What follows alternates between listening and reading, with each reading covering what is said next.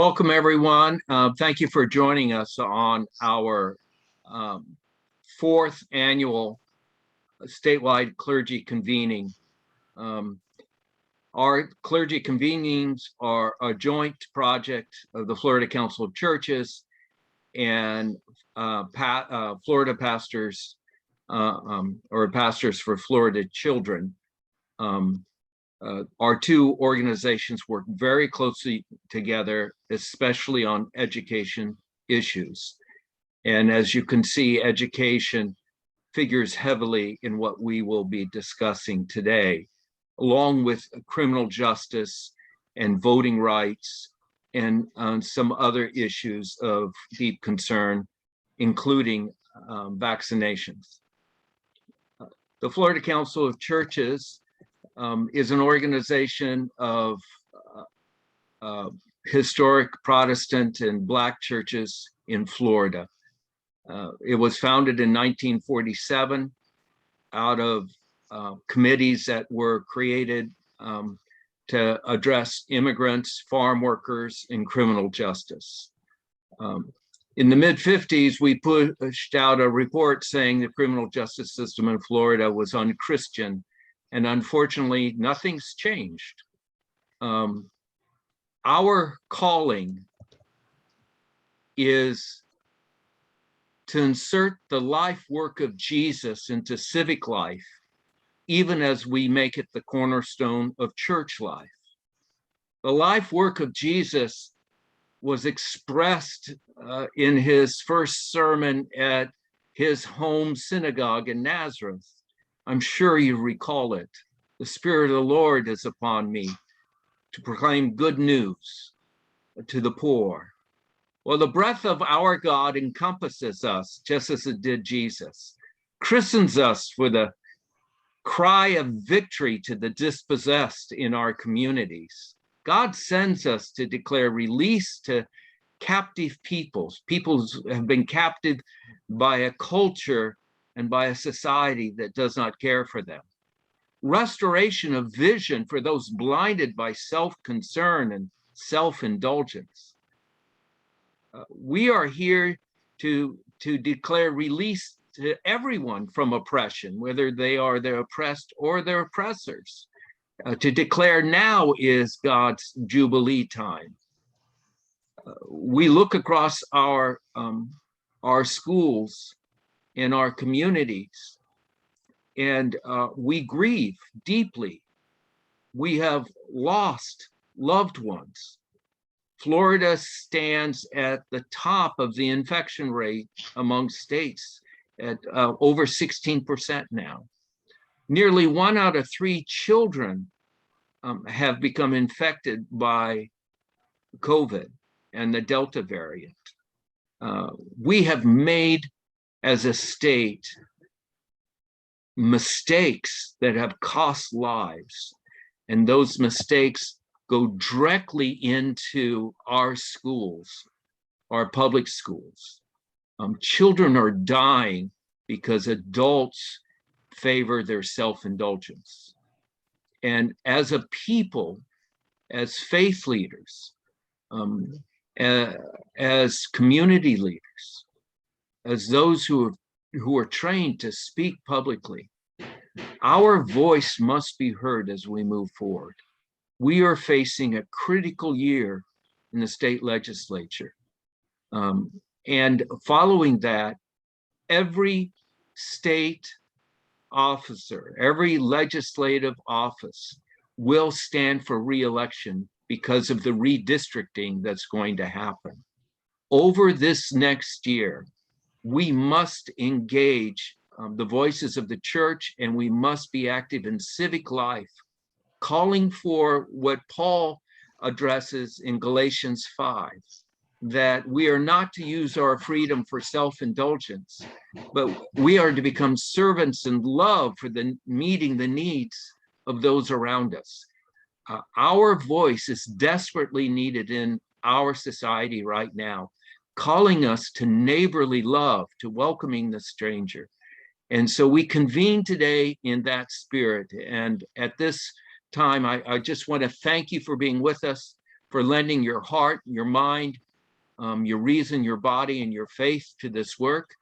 And it is my pleasure to introduce to you our board member at large and presiding elder of the CME Church out of Central Florida, Dr. James Morris. Dr. Morris, please. Thank you, Dr. Meyer, and good morning to each of you, my brothers and sisters. Today, perhaps more than ever before, there is a need for the called of God to render service and to bring to pass some radical shift in the way we see ourselves and in the way we see others. This must be our vocational consciousness. Paul Tillich, in his closing triad of systematic theology, calls this group of persons history-bearing people. From my window, they are the called, the prepared, and the sent. Moses can be our exhibit for this centering this morning. You know the story. Placed in a basket of reeds, set adrift on the Nile, retrieved by Pharaoh's daughter, reared in the palace courts, killed an Egyptian taskmaster, flees to the wilderness of Midian to again escape death.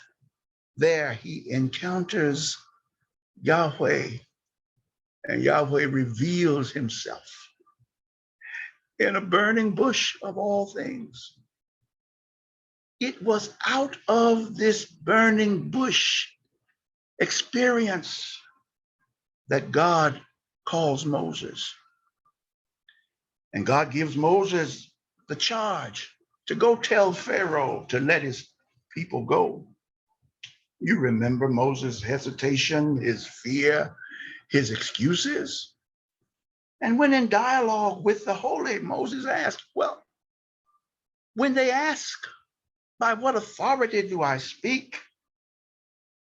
What shall I say? What shall I tell them? And Yahweh replies, tell them, I am sent you. It's in the desert wildernesses of life that we're often called to service. Sometimes preparation precedes calling. All of life's experiences, from birth to the burning bush episode of his life, God was preparing Moses.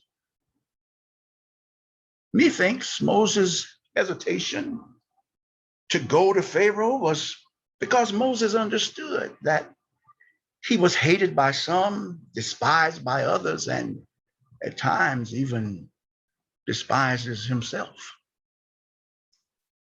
But God saw something splendid in Moses. Perhaps he too was called before he came from his mother's womb. I don't know, maybe. But this I know. The Lord looks on each of us that same way.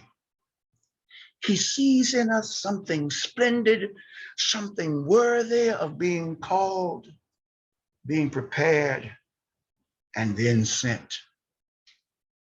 Here virtually gathered on this Thursday morn with our small talents and small character. And yet the great God, the great Lord of the universe, he sees something in us.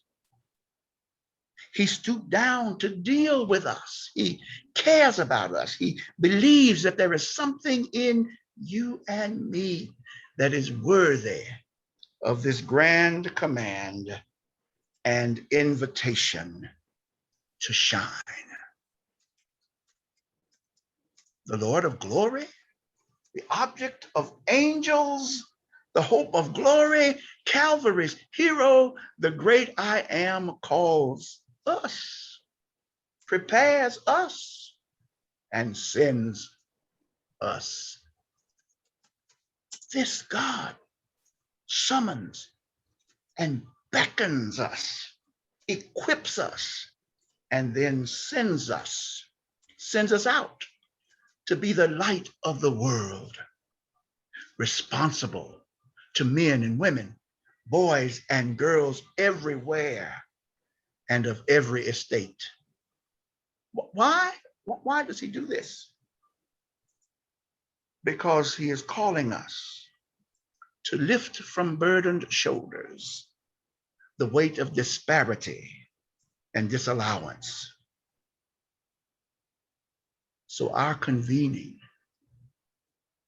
our coming together is to remind us that we are called, we are prepared, and we're sent to be pastors for Florida children, pastors to a state in turmoil. The Florida Council of Churches is called in the midst of darkness to shine. And so our scripture theme for this convening comes to us from Matthew 5. I'm going to read the 16th verse from the Message translation. I'm putting you on a light stand. Now that I've put you there on a hilltop, on a light stand, shine.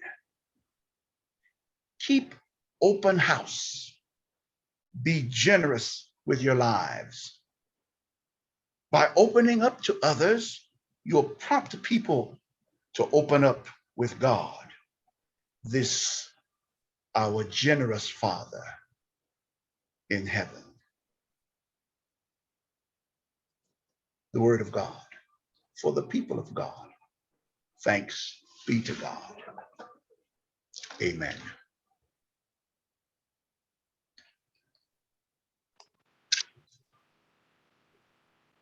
Thank you, Dr. Morris. And now we welcome our Vice President of the Florida Council of Churches and board member for Pastors for Florida Children, Reverend Joyce Lieberman, Executive of the Synod of the South Atlantic. Welcome, Joyce. Thank you. Let us join together in prayer. Eternal God, your hand shaped our lives by grace, and your hand rescued us from sin through love. We ask that your hand would guide us through this day, directing us in the way of Christ. Keep us working and praying for the day when your justice will indeed roll down like waters and your righteousness like an ever-flowing stream. Make us advocates for your justice and instruments of your peace, so that all may be reconciled in your beloved community. By the power of your Holy Spirit, replenish our strength and stir up our hope this day, so that as you send us out into the world, we may indeed shine your light into the darkness.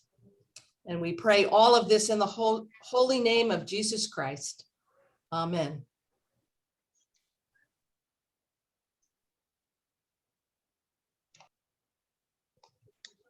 Thank you.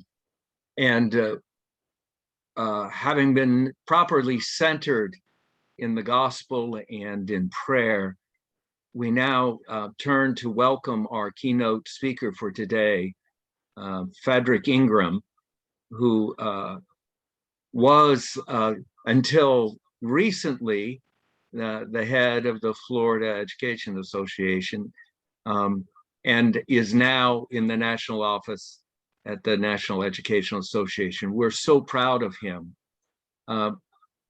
Mr. Ingram began as a band instructor. And I want to take just a moment of personal privilege to say my activism began in junior high band.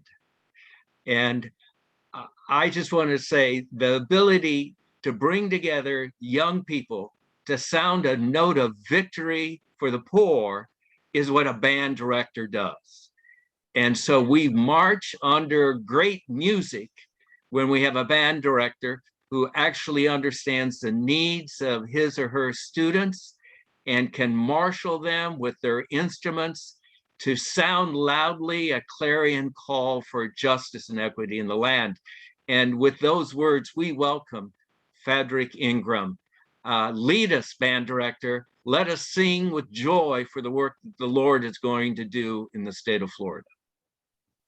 Thank you so much. I just want to make sure everybody can hear me. Can you all hear me? Well, okay, I see some head nods. And as I am blessed by such good company, I hearken back to my own biblical teachings in Psalms 133 in the King James versions. It says, "Behold how good and how pleasant it is for brethren to dwell together in the spirit of unity. It is like the precious ointment upon the head that ran down to the skirts of his garments, as the dew of Hermon and as the dew that descended upon the mountains of Zion, for there the Lord commanded the blessing, even life forevermore." We have come from the intersections of our faith, our beliefs, and our values. I hope that you have come to this moment to gain inspiration and knowledge and motivation from a fresh dose of active engagement in becoming a better version of yourself, a better faith leader, a better people, and ultimately have a more just society. And we know that a just society starts with doing right by our children, by our young people. My friends, good morning to you. Anytime I come into a room or a virtual room of believers, of clergy, of men and women of the cloth, of spirit-filled individuals who communicate the word of God, I am better for it. And so I thank you for that. To Reverend Rachel Shapper and your leadership, thank you so much. We go back a few years now. Reverend James T. Golden, a mentor by his actions and a role model by the word. I thank you, sir. And thank you, Dr. Russell Meyer. Your wisdom in my Tallahassee office was invaluable. And so thank you to all of you for inviting me to join you just for a few moments. So I'm humbled and glad to be here. And in preparation for this moment, I spent some time reflecting on the very theme that was articulated before. It's called Prepared and Sent. It got me thinking about my own calling and what led me from playing my instrument in our church youth choir in inner city Miami to being a high school band director, to president of the Florida Education Association, to where I am now as the Secretary Treasurer of the American Federation of Teachers, AFT, representing 1.7 million members in pre-K-12 and college, university, and healthcare all across this country. It got me thinking about my family. You see, in my family, we were two things. We were Baptist and we were Union. We went to church every Sunday, sometimes kicking and screaming. And both my parents were proud members of Transportation Workers Union, TWU Local 291. My dad just retired after 43 years on the job as a city bus driver. You see, he raised 4 boys, he and my mom. And my dad never taught us how to live. He simply lived and gave us a front row seat, and we are better for it. Growing up in Miami, I never take for granted the grace that God has shown me and my family, because as you know, every statistic in America says that I should not be here today. So after the Baptist church was kind enough to let me hone in my skills as a saxophone player and piano player, as a minister of music, I started teaching. I got in the union. I joined my home local, the United Teachers of Dade and UTD in Miami. I paid my dues, and that was all that I had ever planned on doing. Then I saw my kids, my students who I taught every day. I saw what they were up against just because of where they lived.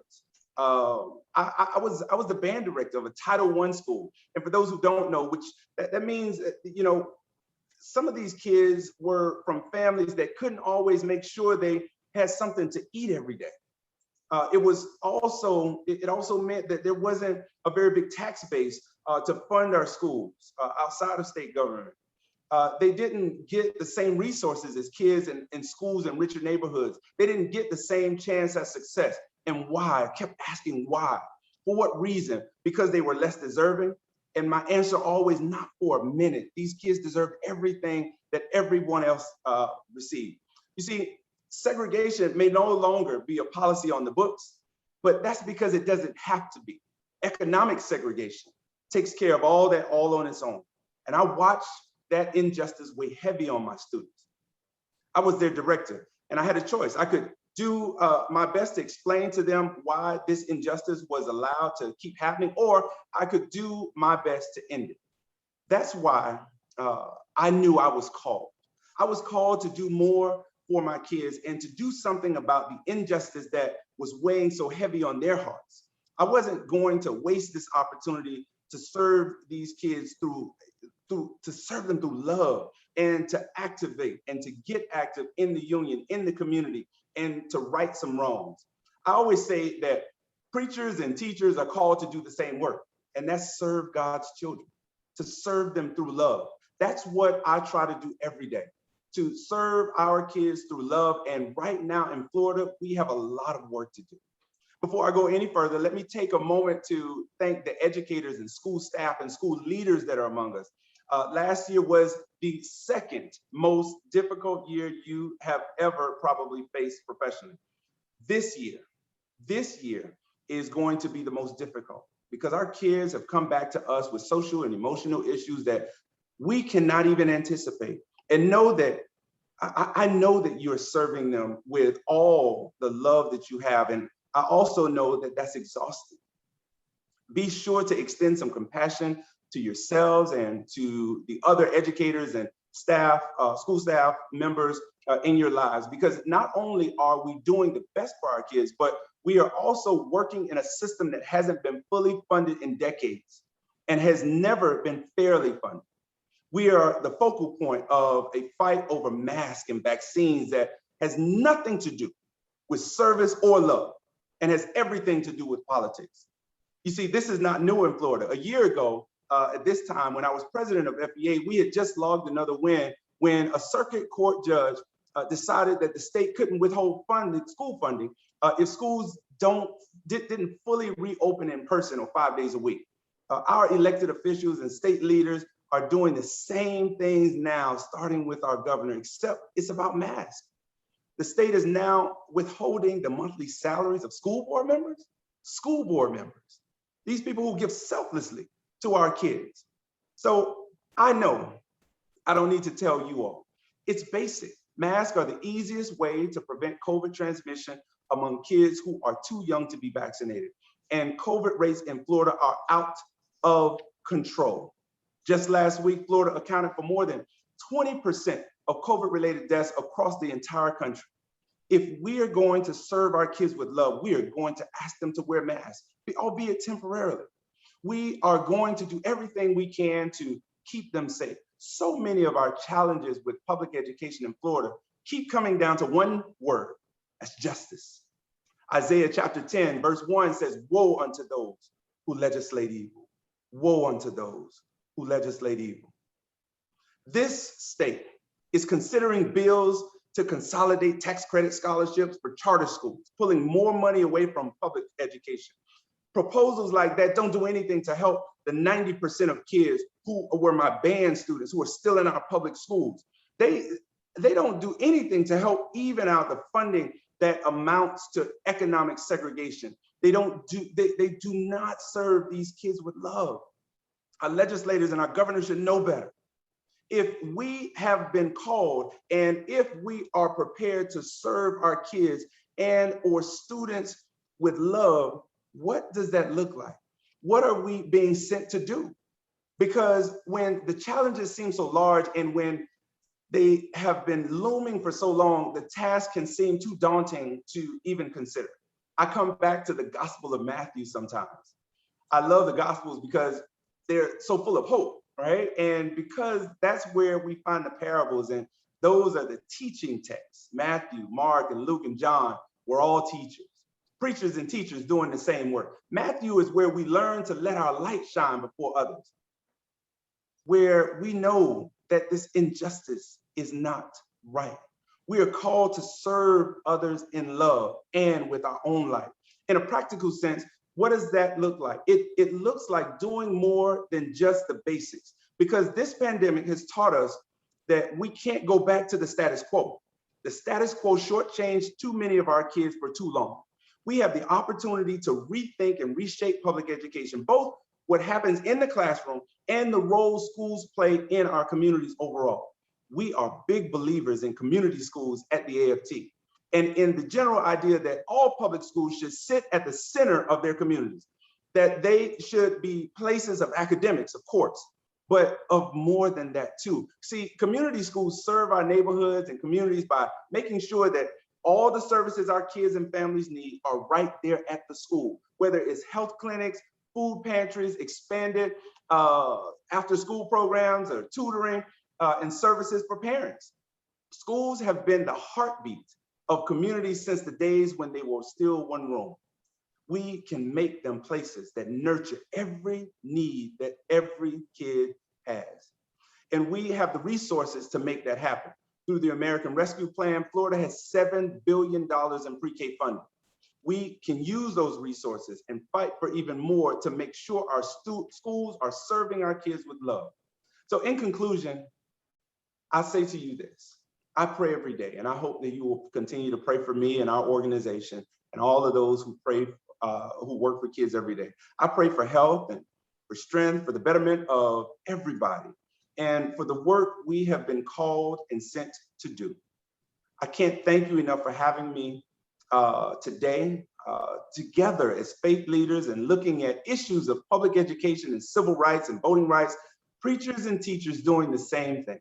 And your voice and your advocacy makes a difference every single day.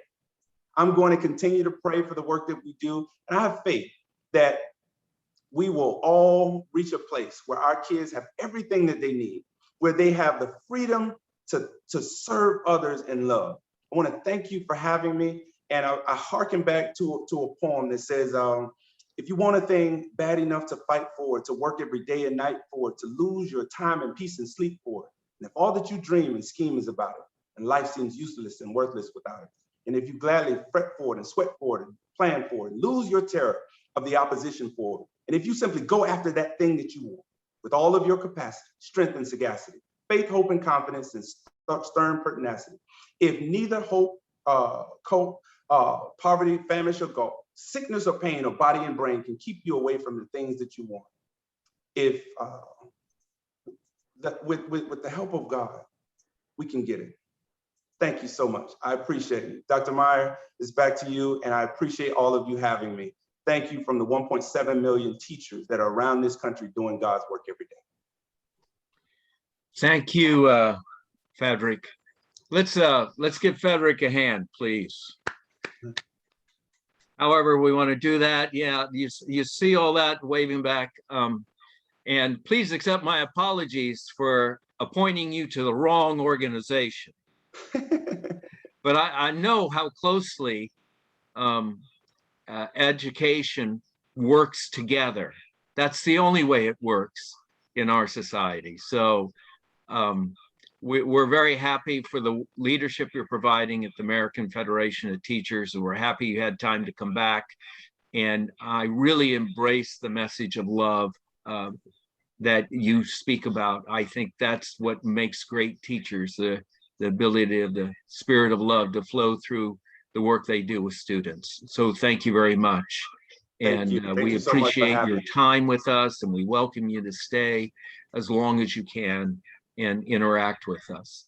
At this time, I'm very happy to introduce our co-host for this event, Reverend Rachel Shafford, who's done the logistics lifting behind the scenes, and she's going to lead us into our workshop speakers. Reverend Shafford, thank you so much for what you've done and for your leadership in this movement. And we look forward to the people you've brought to inform us and enlighten us.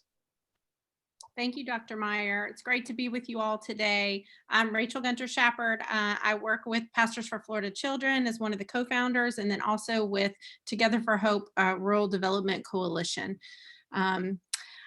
I want to introduce our next segment for today, and that is our first legislative advocacy session. And it continuing on with what Fedrick just led us in, we're going to be talking about public education to prepare for this next legislative session. And so we welcome our next group of folks who will be sharing with us. And we're going to start with Bacardi Jackson. I know many of you know. Sorry, I'm having some feedback here. Somebody have a phone and a computer on? Have to mute. Yeah. Something's going on. All right, here we go. So Bacardi is the managing attorney for children's rights for Southern Poverty Law. She's a Miami, Florida resident, and we are so grateful for her partnership and the work that we've been able to share with her over the years, and always enjoy hearing from her. So Bacardi, I'm just going to turn it over to you, and we look forward to what you have to share with us. Thank you so much, Reverend Shepard. And as always, it is a pleasure to be here with you. And whenever Reverend Golden, Reverend Shepard, or Reverend Meyer calls, I am always quick to answer and say yes. So thank you for calling, and I'm happy to be able to say yes. I don't know, but now the speaker's not working on the. I'm going to ask everyone to push mute, please, so we can hear Bacardi. Thank you. So I want to thank you also for this convening and for the opportunity to talk to you about our work at the Southern Poverty Law Center. As the daughter of a minister who was on the front lines of the connection, or use a different speaker. Who was on the front lines of the Black freedom movement of the 60s, I know very personally the critical role our churches and all of you as pastors, ministers, and therefore some of the most influential leaders in every community across our nation have to play in actually bending that moral arc towards justice. So I really, really thank you for keeping alive that social justice legacy that has been the mission of the church for thousands of years. And we know we have to do this work strategically. So I really appreciate the opportunity to be part of this panel. And I'm excited too about hearing from the other panelists to think about how we do that work strategically. As Dr. King said, and I'm going to paraphrase, hopefully I'll get it right. He said something to the effect of, those who love peace have to learn to organize as effectively as those who love war. So it is not enough for us to just wish for the best and hope for the best, but we have to strategically organize. At SPLC, we have been working hard to refocus and hone our mission, which is to be a catalyst for racial justice in the South and beyond, working in partnership with communities to dismantle white supremacy, strengthen intersectional movements, and advance the human rights of all people. And we invite you and we welcome you to join us in working on that mission. And we hope to work with you as you lift up those same principles. To do that, we've been focused on 4 specific impacts, which include decriminalizing and decarcerating Black and Brown people, eradicating poverty, dismantling white nationalism and protecting democracy, and finally, protecting voting rights and civic engagement. And specifically in our children's rights practice group, what we have been working on, I would like to just describe some of those things, but I'm describing them with an invitation that if these issues cross your path, if you have constituents and people who are coming to you with these concerns, we would love to join you in helping to address them. We use the tools in our toolbox to bring an integrated advocacy model where we bring impact litigation, we work on policy development, as well as community engagement and activation, and a strong communication strategy. All of those things we think are necessary to actually make change. I'll talk to you a little bit about each one and happy to entertain any questions that you have afterwards. One of the matters that we've taken on in collaboration across our practice groups, but for the attorneys who are practicing in Florida, is taking on the HB1 law. And I know many people are aware of the law as it relates to the anti-protester provisions. And there are organizations who are bringing a federal claim against those provisions. And we are, however, working and focusing on another provision that may not be so well known. And that is section 1 of it, that is again one of these severe overreaches of our state executive office, and that infringes on local authority and political power. Some people may not recognize that that law had built into it a provision that could provide the governor and his cabinet with line item veto power to change municipal budgets if they in any way reduce police budgets. And that could come in many ways, has many unintended consequences, but that's something we recognize as a fundamental encroachment on local power and authority. And it's particularly important when you think about that encroachment in local communities that live in a state that's not reflected at all in the leadership of that state in Tallahassee. The second thing that many of you have mentioned, and I know are close to many of our hearts who have children in our lives. I'm a mother of 3 children in public schools, so it is certainly central to what I think about each morning is the ban on mask mandates in our schools. We have been proud to represent the NAACP, the Florida Student Power Network, and families of children who are medically vulnerable to challenge and take on this ban that was issued to stop school districts and again encroach on local authority to do what is best for the constituents in that community, for the people who are on the ground living the reality and facing the grave consequences of people not wearing masks or not following the CDC guidelines, particularly when we have people who can't be vaccinated, which includes a good majority of our children. We have a responsibility to take the politics out of public health and to really address what is going on. And I can't say it any better, the importance of this than I just recently, someone shared this with me, and I'm going to drop it in the chat for folks to check out later, is from the mouth of a medically vulnerable child himself. And some of you may have seen it, but it's really heart-wrenching video as he explains why it is so important for people to wear masks and for school district leaders to have courage, like my school district leader, Dr. Osgood, courage to stand up, to push back and to demand what is in the best interest of children, not what is politically expedient or palatable. And I want to thank you, Dr. Osgood, for that national leadership as you have led the fight in a really courageous way. The other issue that we have been working on nationally and locally and across the state is this attack on what's been labeled as critical race theory. Critical race theory has become a new boogeyman that has been called out and intentionally used, even though it's not exactly what is being attacked. I studied critical race theory decades ago when I was in law school, and I can assure you it is much too heady to be taught in K through 12 education. I had to have a dictionary to read it. But beyond that, the principles of critical race theory are some of the things that we need now more than ever in our schools. And those principles are understanding the structural and systemic barriers to people so we can stop blaming victims and we can look at the actual issues that we can understand. Black and brown people are often, as Lonnie Guinier taught us, the canaries in the mine, but the air is poisonous for all of us. We die first, but it doesn't mean that we don't have to address those systemic and structural problems to save our entire nation. And so when we see this attack on inclusive and culturally responsive education, it should invoke in us a quick and swift and powerful response. This is unacceptable. We've even seen letters in Florida go out to math publishers to admonish them that they should not have anything that relates to socio-emotional or culturally responsive education. How irresponsible can we be? Do we hear the words that are coming out of our mouth as a state to say we do not want to have culturally responsive education? That is education that responds to the needs of the various cultures that shows up in our schools. We have to respond.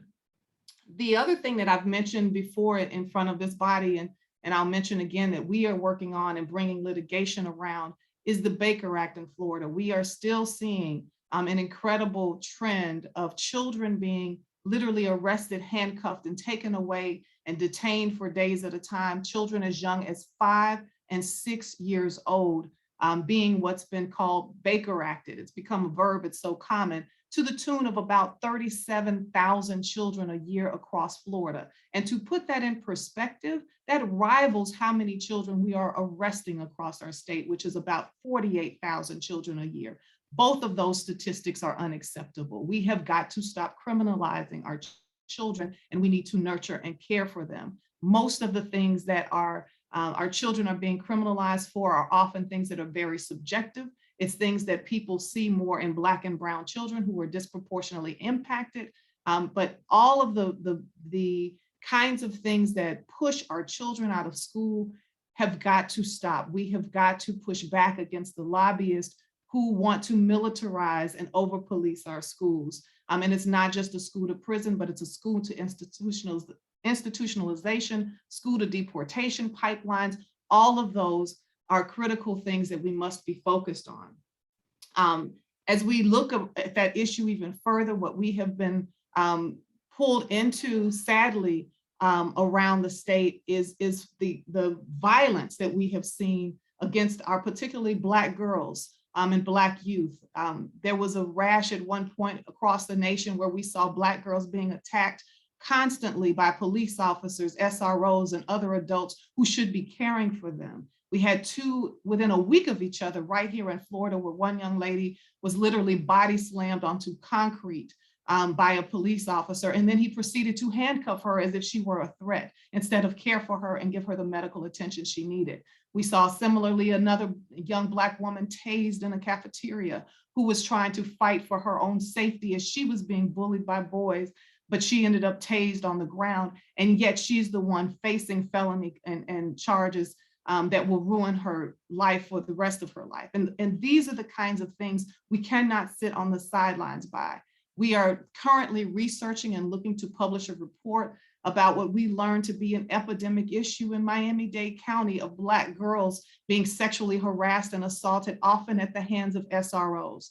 And so again, the consequences of us militarizing and over-policing our schools are sometimes things that many of us are not seeing, but we must take off the blinders and look at them closely. So we are doing our part to try to examine what is happening in that regard and trying to protect, in particular, our Black girls. The other thing I'll mention is that we are always working on, and we have a national campaign called Public Funds, Public Schools, which you can see at pfps.org. And that is a campaign to ensure our schools are equitably funded. I don't know if you know, but Florida ranks 45th in the nation, and we'll have a report coming out focusing on our southern states, but Florida ranks 45th in the nation in per pupil spending.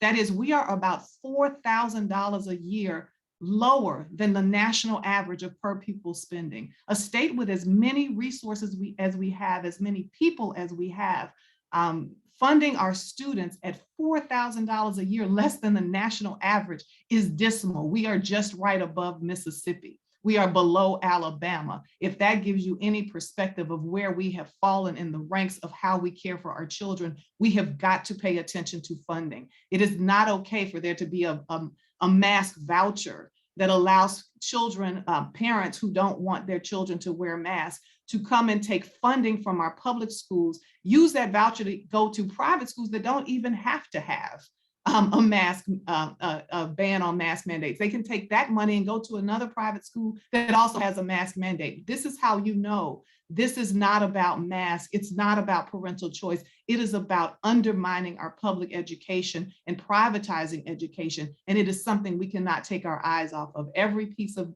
legislation that comes out that affects our students' funding is something that is worth paying attention to. And then finally, I just want to highlight and mention exactly what we have just heard. And I was really, really happy to hear Mr. Ingram talk about the importance of us not just having a defensive game, but we need a bold, proactive vision that serves all of our children. We have to advocate for solutions that ensure equitable access to a safe, supportive, inclusive, culturally responsive, and well-resourced public education and other public goods like quality healthcare, safe and affordable housing, healthy food, and public benefits, because these are the cornerstones of our democracy. And this is how we will break the generational cycles of poverty and the legacy of segregation that is alive and well in Florida, so that children, irrespective of their race, gender, language, identity, familial structure, or socioeconomic circumstances, can thrive. We owe this to all of our children. I was really happy to hear Mr. Ingram focus on and highlight community schools, because that's an opportunity to take a structure that already exists in our community, this infrastructure of public schools, and we can bring where people live the resources they need for children and entire families to not just survive, but to thrive.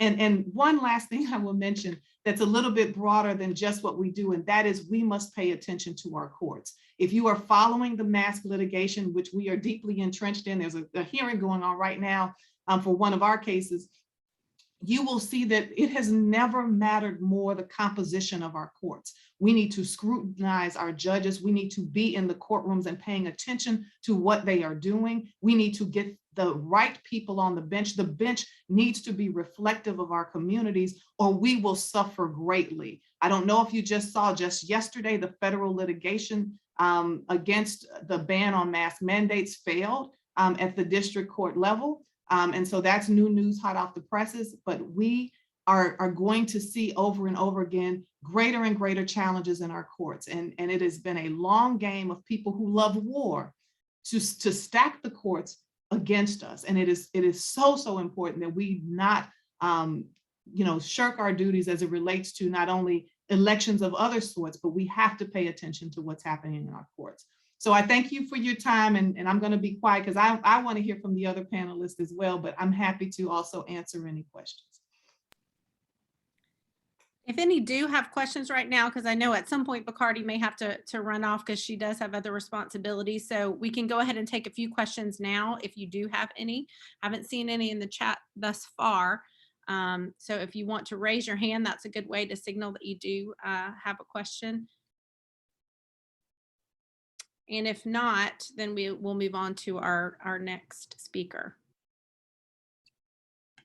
All right, well, if you think of something, I hope you will type it in the chat even while we begin our next speaker. And also, there's always space for following up after the fact. Sometimes we have to, reflect on what we've just heard and think about it, and then we'll come up with questions later. And so we are happy to put you in touch with any of those. Yes, and there Bacardi shared her contact information as well. But we can put you in touch with any of those who are speaking with us today. So because Bacardi went ahead and was talking about Dr. Osgood, I think we'll move to her next. So Dr. Rosalind Osgood, she is the chair of the Broward County School Board. And as such, also, of course, a member of the Florida School Boards Association. So she is in the thick of making critical decisions for Broward's children, Florida's children, each and every day. And so, Dr. Osgood, we welcome you. We look forward to what you have to share with us as we prepare, really as we live each day and are looking to protect our own children and our own communities right here where each of us live, but then also as we're looking towards the legislative session, what we can prepare for there as well. So I'll let you take it away. Thank you, and good morning to you, Reverend Shepherd. Good morning to all of you, and certainly want to say a special good morning to my friend and one of my bosses, Pastor Rhonda Thomas, who is the Executive Director of Faith in Florida. Thank you to Fred and Bacardi for what you have shared. And thank you to all of you for your commitment to God and your commitment to our children. We know that all of our children are a blessing from God. And God has uniquely positioned me, gifted me, and prepared me for this season. It is the spirit that I do this work in from a perspective of being a community organizer, a graduate of New Orleans Southern Baptist Theological Seminary, a person who has been given extreme grace, redeemed and saved by God, a person that lives every day without any doubt that the power of God is real. When I think about how 32 years ago, I lived homeless on the streets, battling with addiction, getting arrested several times, struggling and sleeping in the car with 3 babies, just experiencing all the isms of living in a fallen world and making wrong choices and wrong decisions, and then being rescued and transformed by the power of God through the Holy Spirit. I show up every day from that perspective to do the work that I do, knowing that the power of God that worketh in me is available to work in any individual and even in the systemic systems of evil that this world has put in place and move forward to do harm to others while others gain at their expense. A lot of what I was going to share about the reality of schools, Bacardi and Fred gave you a lot of the data in where we are with schools. I believe that we're in a season where we are being called to have a public policy revolution. We cannot sit by and allow public policy to continue to do evil to those that we love, we work with, we play with, and those that we have been called to serve. So for me, I have a moral obligation, and that obligation exceeds any position of a governor, a president, or any elected official. It exceeds any policy that I believe go against the word of God. I am one of those people that believe in the 5 solas, and sola scripture is at the top of the list, and so is solar faith. And as I think about where we are now, someone mentioned Dr. King, and it's interesting that Dr. King was so prophetic in his time. He had 20/20 vision in the sense that he saw the world in the time that he lived in. He saw a future that more depict how God would have us live from day to day. But he saw his role from the now until the future. And I think that we're all at a time while we find ourselves in the midst of a health crisis and pandemic, where we're reevaluating, our call to the work of God, whether it's the ministry from the pulpit, whether it's the work you do in your community organizing, whether it's the work that you're doing for caring for others, or the work that you do every day because the call to love your neighbor like you love yourself. As I think about Dr. King and what he said many years ago, when he penned the sermon from Luke 11 around chapter 6 or 7, sometimes I know where the house is, but I don't always know the exact address. He talks about it being midnight. And as you recall the story, a friend goes to a friend and asks for 3 loaves of bread. And the response is first that the door is already closed. Me and my children are already in bed. I have nothing to give you. That text goes on to say, if I keep knocking, although the door has been shut, if I keep knocking, I keep asking, sooner or later, something is going to give. I believe that in our world today, we are certainly in a time of midnight, especially as it relates to education. Public education is under attack. There is it was a passive aggressive movement, but now it is a very public movement to destroy public education. And what that means is many individuals who do not have a choice for private school education because of their economic situation will now not have access to quality education. Dr. King talked about it being midnight in the social order. I believe he was correct, especially as it relates to education.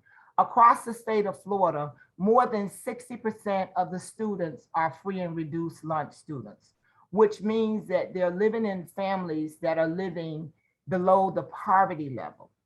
This pandemic on that group has been very dramatic because although schools provided tools for them to access the internet, they are still disenfranchised with internet access because when you like me, I live in the 33311 of Fort Lauderdale, your internet works very different than if you live in an affluent neighborhood in the same town.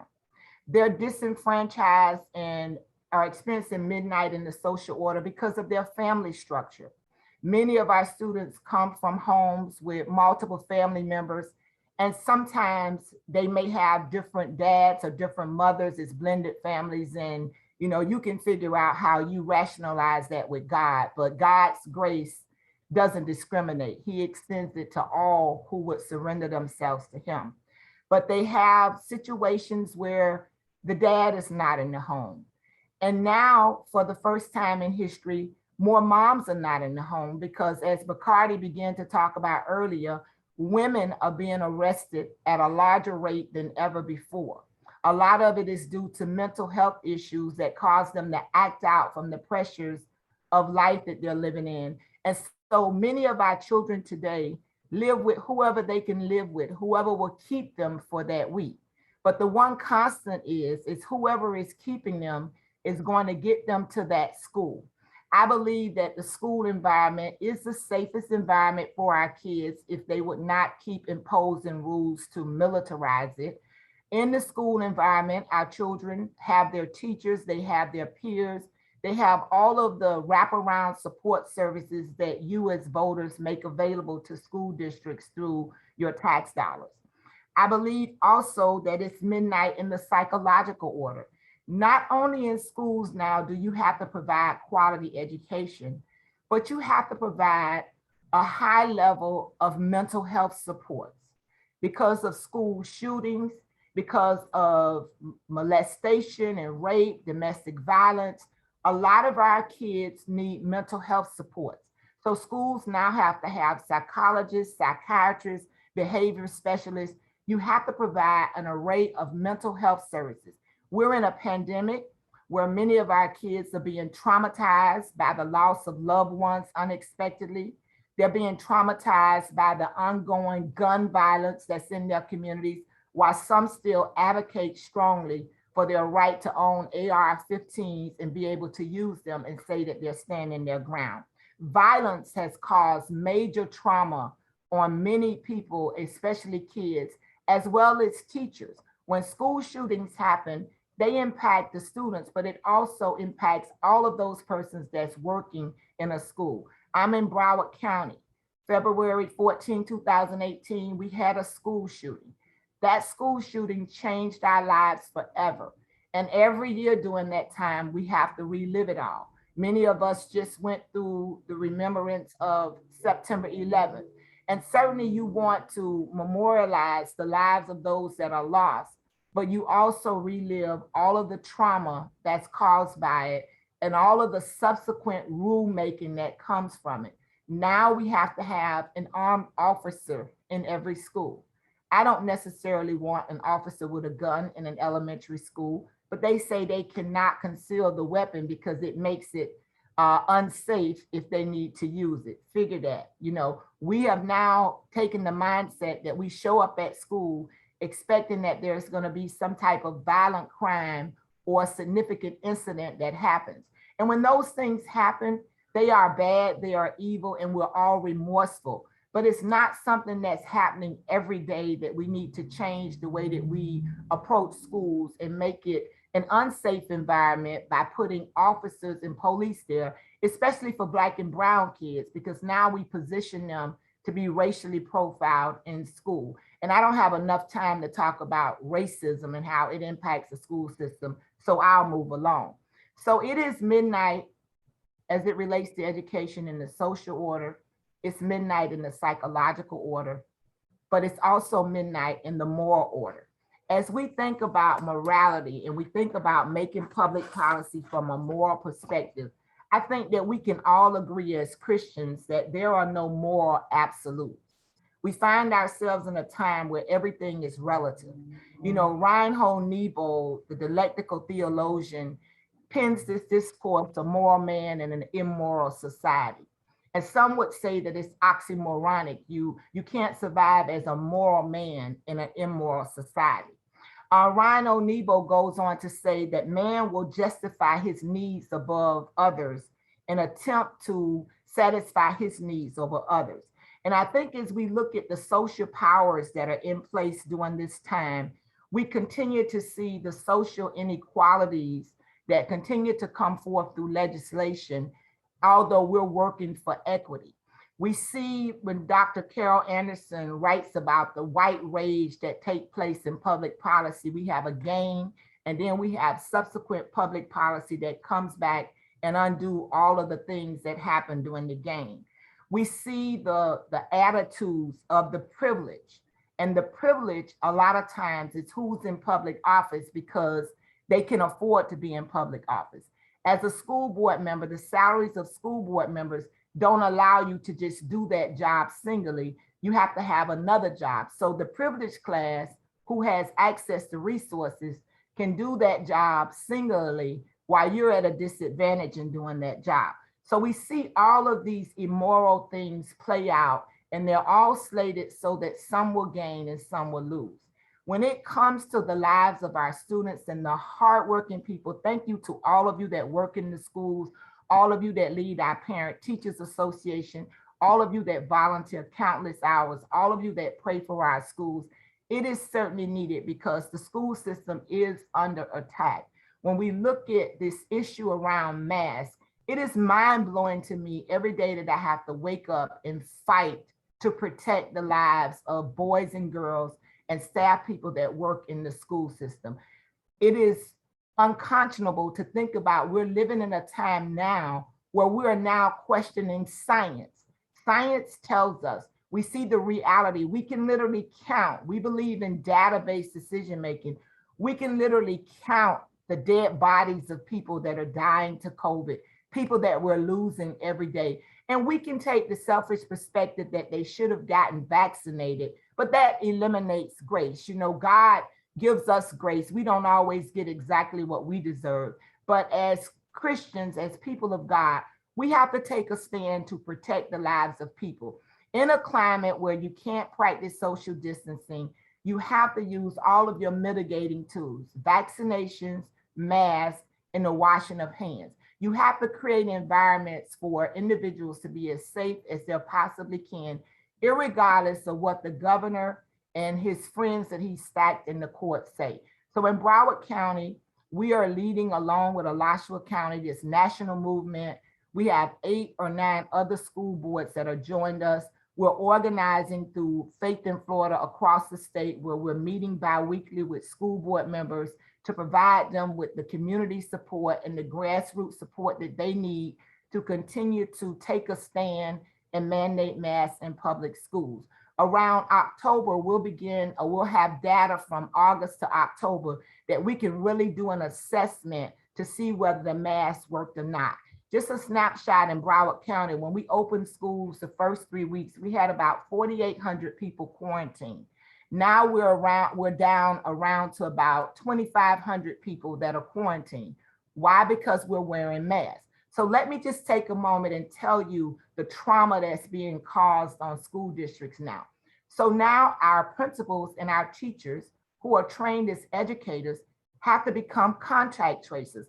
They already had to become law enforcement officers and implement all of these threat assessments and all of these other things to police kids in school. But now, because of the governor's policies where we have to do data reporting around who we are isolating or harassing, COVID harassing, as he says, when kids show up to schools and they're not wearing masks and we have to put them in isolation areas, we have to do all of this administrative reporting. So principals and teachers are spending their time trying to find out if somebody had COVID, who they were last around, doing the contract tracing, documenting, doing reports, which takes away from critical time of instruction and caring for the needs of students who, on the average, research show are 5 months behind because of the impact of COVID when it initially started. Think about this. Most school districts we opened, they mandated masks. We went through the summer, we mandated masks. Now all of a sudden we open schools in August and it's no longer allowable to mandate masks. We are giving opt-out options to parents that have medical notes, students that have IEPs of 504 plans. So we believe strongly that we are in compliance as it relates to parents being able to opt out with a reason to opt out. We cannot put students who refuse to wear masks in a classroom with other students and increase their likelihood of being negatively impacted by COVID. We're seeing on an average 6 students who are refusing to wear masks out of the 260,000 students in Broward County schools. I think the highest we had one day was 8 students. So when you look at the math, you look at the data, it's not showing you that there's an outpouring of students or parents who don't want their students to wear masks. But you see in the media a small group of anti-mask people that go around and literally attack school board members and staff. They come into meetings, they're violent, they're threatening you, they're banging on the walls, they call your cell phone with threats, they send emails with threats. You know, I'm so glad I'm the chair of the school board right now because I've manipulated the policies to the extent that I don't even let them in the building. They have to do the meeting outside, watch a screen. If they're on to speak, we warn them when they come in. If they take their masks off, they start yelling, which to me is an act of violence with your voice. We cut the mic off and we have the police escort them out.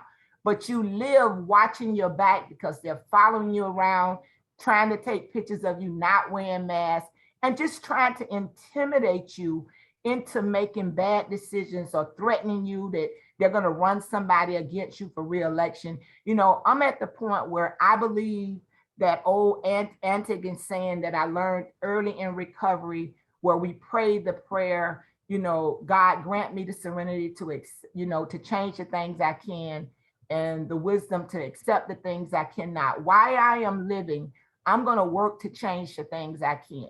Everything may not change in my lifetime, but I'm certainly going to do my share to change those things that I can and continue to stand for what is morally right. As a person of faith, you cannot do public policy as the world do public policy.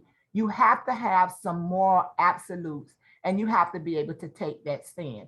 And it is because of great people like you that school board members like myself are encouraged every day to fight another day, to fight spiritually, because we know that we're not fighting against flesh and blood. We know that this is a spiritual warfare.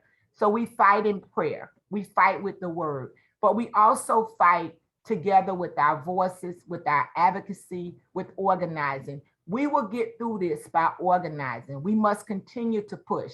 It will be a court battle probably for the next 5 or 6 months, and the courts are stacked against us. But you know what?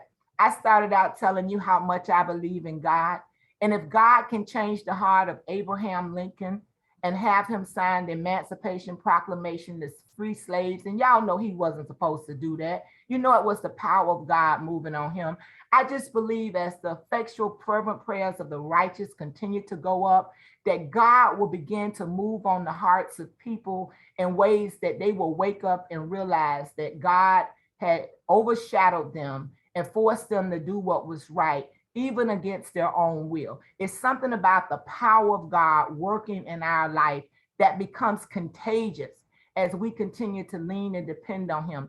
He continued to show us the evidence of our faith as we continue to do the work. So I am very inspired and encouraged this morning. Although it's midnight, we're the light of God that's shining. And I say to you, my brothers and sisters, in this education space, continue to let your light shine. Let's continue to organize so that collectively our lights can shine even brighter.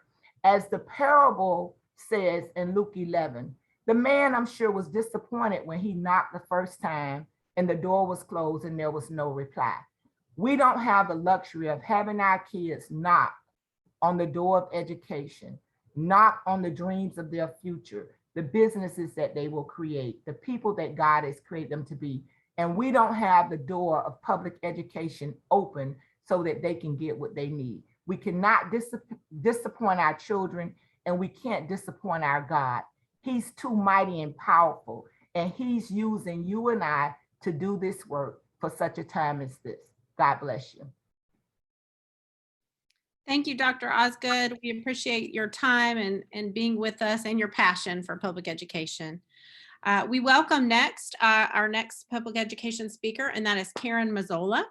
And she is the Florida PTA Legislation Committee Chair. Florida PTA has been such a great partner for so many years. I mean, message as bills are, being heard, and it might be midnight and you get a response back on some insight you might need when there's a legislative committee the next day. I mean, those kind of friends and partners. And I do see that their president-elect, Carolyn Nelson Goder, is also here with us today. So we also welcome you. And Karen, we are looking forward to hearing about what PTA is going to be focusing on this year. And so prepare us for the next legislative session through the priorities that you all have set. Thank you so much. Everybody can hear me? Oh, I appreciate it. Dr. Osgood, thank you. Very passionate. I hope that brought everyone to the forefront of why we're here. I like to start all of my presentations with the PTA mission, which is to make every child's potential a reality by engaging and empowering families and the community to advocate for all children. And I love, my president likes to say, advocacy is the heartbeat of our association. For Florida PTA, a little bit about me. I am an attorney. I do represent indigent children who've been arrested, parents whose children have been removed by the Department of Children and Family in hopes that they're reunified, and the disabled and the elderly in guardianship matters. It places me in a unique position to do work for Florida PTA on the legislation committee. Our organization gets its direction from its members. We have resolutions or position statements, either on a national or state level, that says this is where we stand. Now, while not all of our members might agree on every issue, it is the majority that provides for these position statements.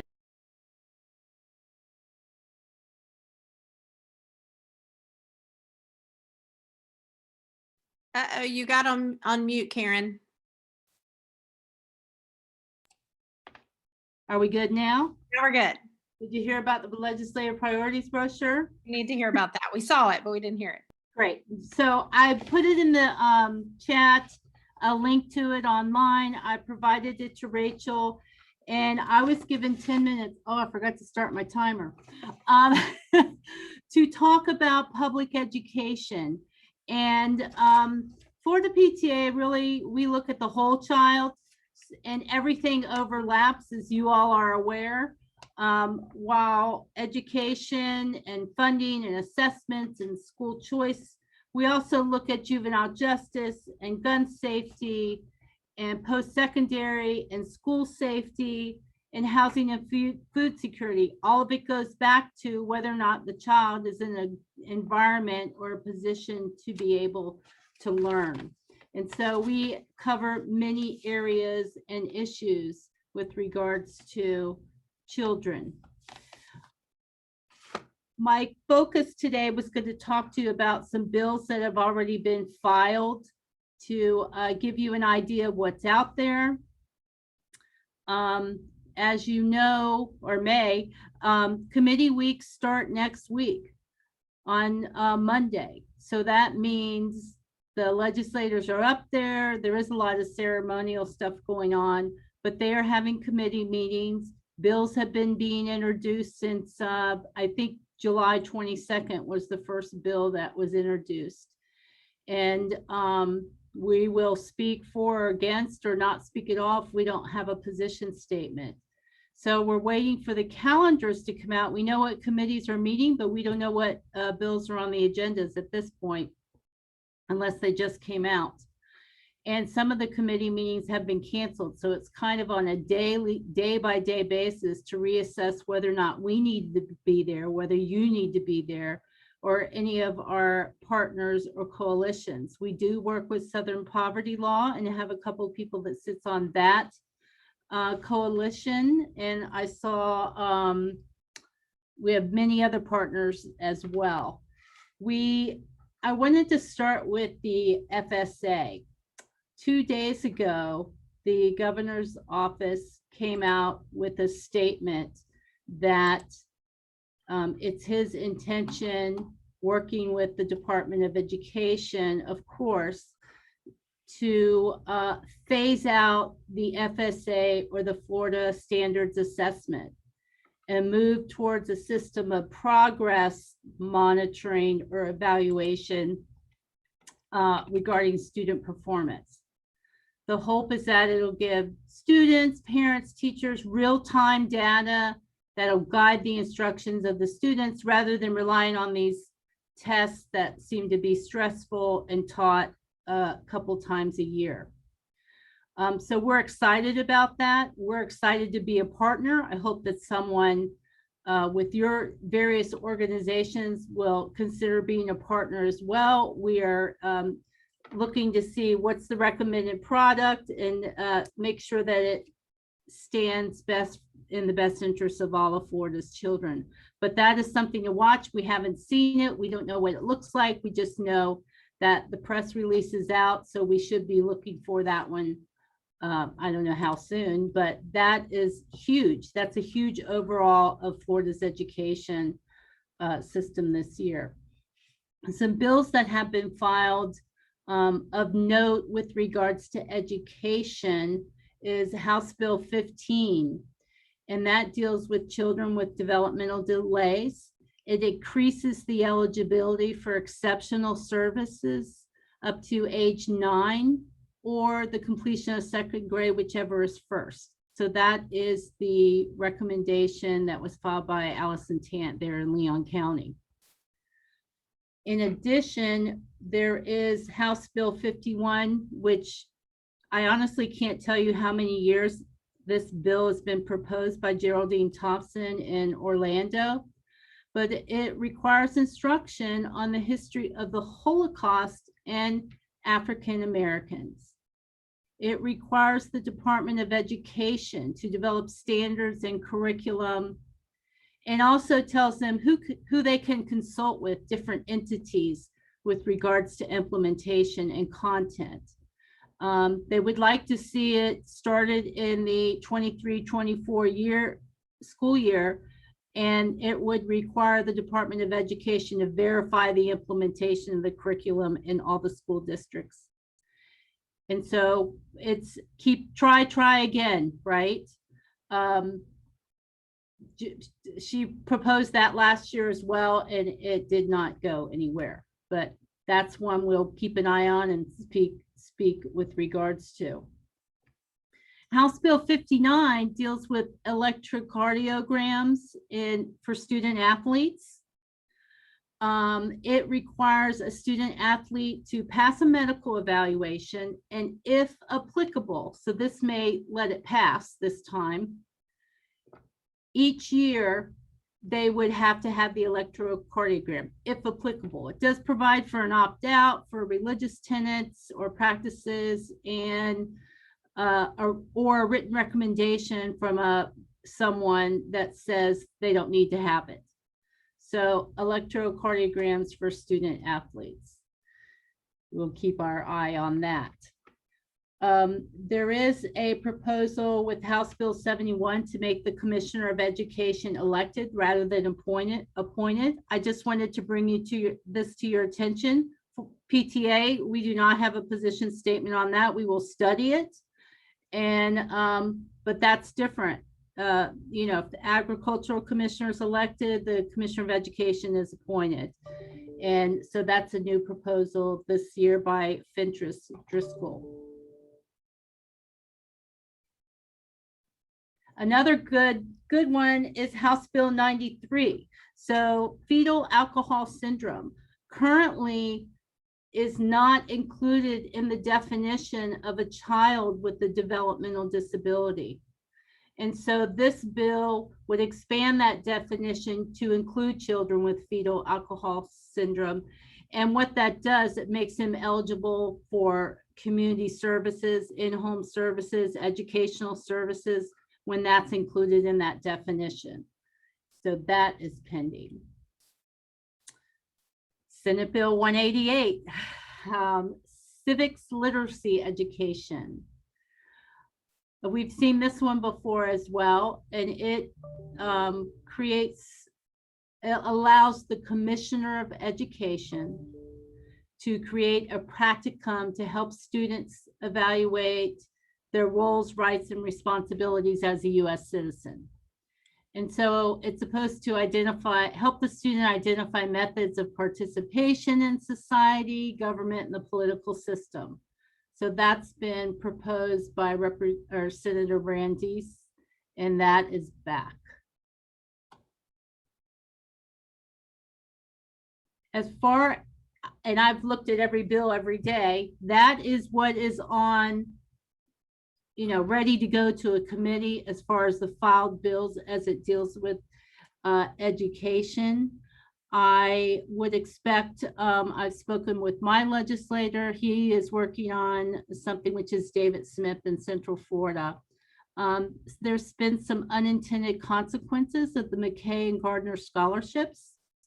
And I think what it was is that they didn't have enough money. And so the people who had been getting it for years weren't able to use it because it was expanded. And so they're working on some bills with regards to that. And that's all that I have. That's all the bill analysis. That's what we're working on. We appreciate you as Florida PTA. We speak for every child with one voice, and we thank you for allowing us to participate here today. Thank you, Karen. And now I want to open up for questions. I do see we have one in the chat here. PTA does support public school choice, including charter schools, is the question. Do you want to respond to that, Karen? Well, we believe public school choice is detrimental to the public school system. That public dollars should remain in public schools for the benefit of all students. If there is going to be public choice, we believe that there needs to be an accountability system, which we currently do not have. And so that is the bottom line for our position. And I think sometimes there's a little bit of confusion around the language because like in Duval County, school choice means you can choose which school you want to go to in the county, right? But then there's also school choice, which deals with pulling funds away for vouchers and things like that.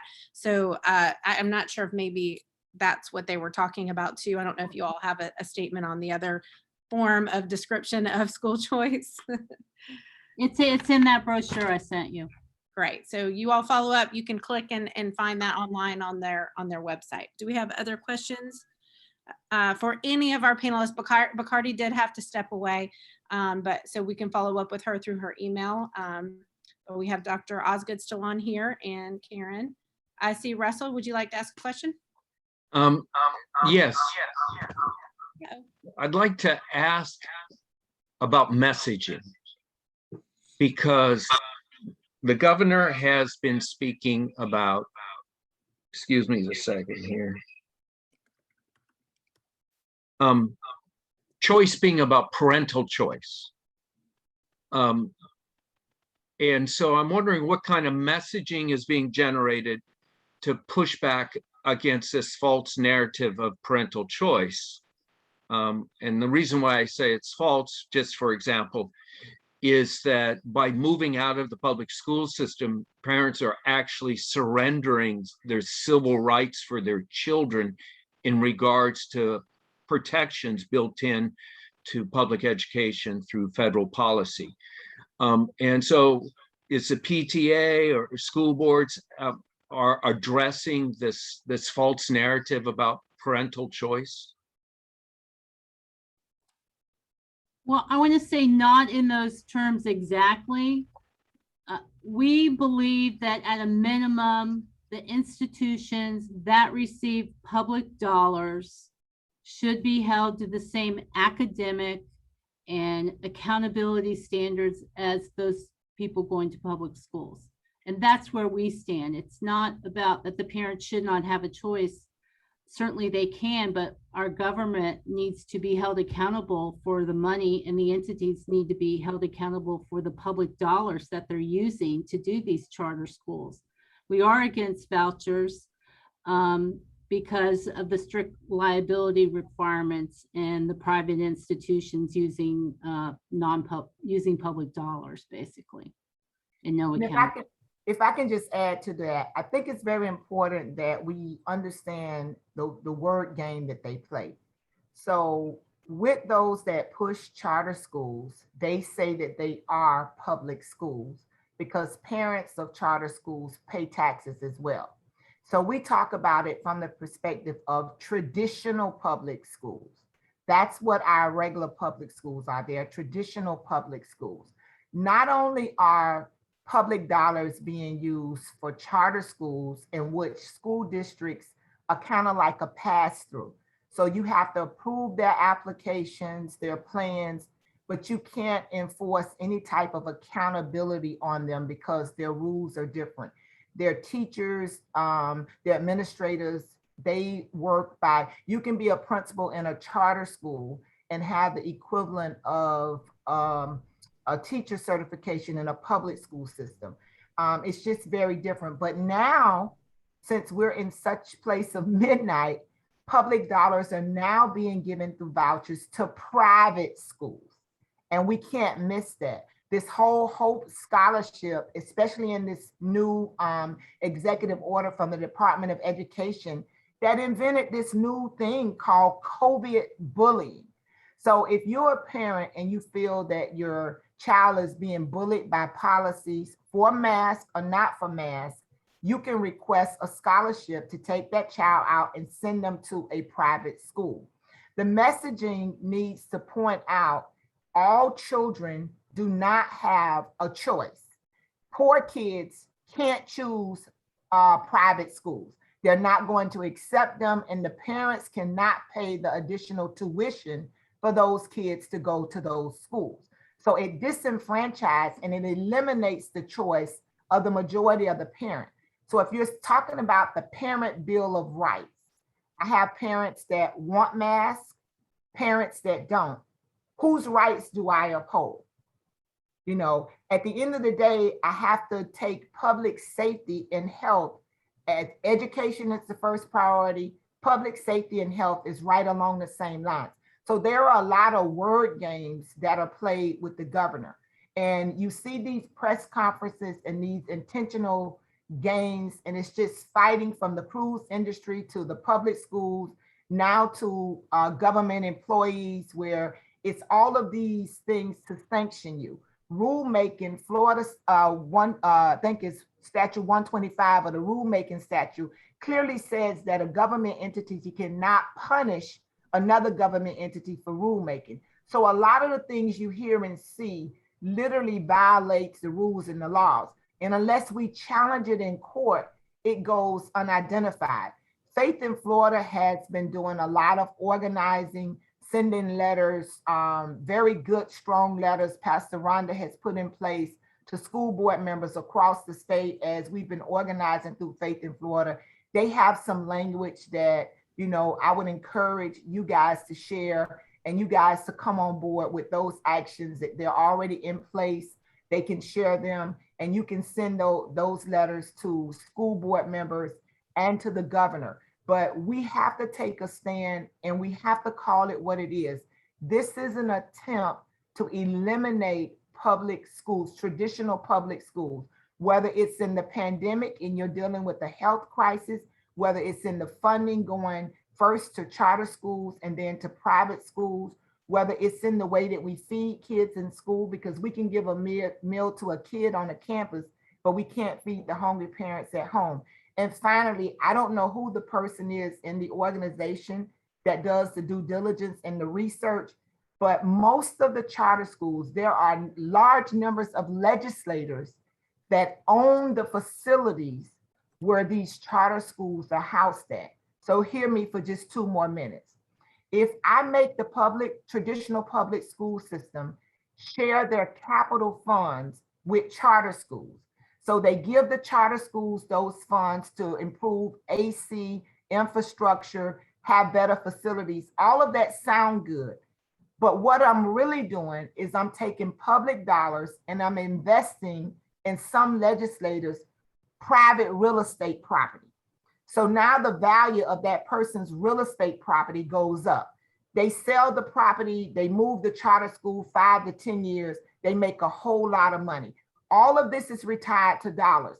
If the state government is in charge of procuring vaccinations, They push vaccinations. You follow the money with the companies, you see that those are the monies that's making the campaign contributions. Now they're pushing antibodies because they are procuring that medicine.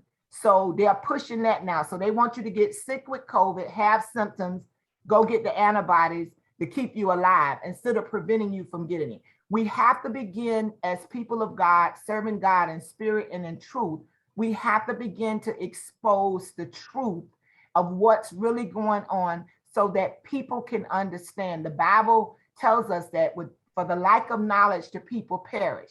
So a lot of things are hitting and lies come forth in the way that they package and they tell these things. We need to get some people that are trained in marketing and messaging, and we need to give them the facts and let them create some truth that we begin to expose and call these things out. That's why I'm leaving the school board and trying to go to the state to be in the Senate, because I won't be quiet about it. The more I learn, the more I'm going to talk up. I'm going to tell people. I'm going to make sure everybody know the evil that's taking place, that's hidden in the details of a lot of this stuff that really sound good. So poor kids don't have a choice. Their only means for education is the traditional public school system. So don't tell me about parents' choice, because the majority of kids, over 70% of them in traditional public schools, do not have a choice. So you take away the choice of those parents unless you do something with living wage that they can earn enough money where they're not living in poverty. Then you can talk to me about choice. So, and I saw that Karen put up another thought from Florida PTA, and also made the statement that, you know, all educational institutions receiving public dollars, whether directly or indirectly, should be held to the same academic and accountability standards as public schools. And I know that's our feeling too with Pastors for Florida Children. So thank you for sharing that. So we have a lot of activity that's happening now on the chat. But we also are at a place where we're needing to move into our next session in order so that we don't lose track of time. So I'm going to ask our speakers, if you see, because there are some questions, Dr. Osgood, for you further up in the chat. And so if you're able to take a look at those and maybe respond in the chat so we can stay on track for our meeting, that would be great. And now I'm going to pass it over to Reverend Golden. He's going to introduce our next speaker before we go into the next session on a workshop. Thank you, Madam Moderator. But I did have one question that I wanted to ask Ms. Mazzola. Obviously, your presentation has caused a lot of discussion and dialogue around one issue, and that's charter schools. Would you be willing to work with us to have another convening? Because I think this is deserving of more than just the moment that we're talking here now, and more than just what Dr. Osgood has brought up. We need to take this aspect of this convening and specifically focus in on the agenda that the PTA already has. Is there, I'm not trying to put you on the spot, maybe we ought to, I'll just let you answer this offline. I'm glad to see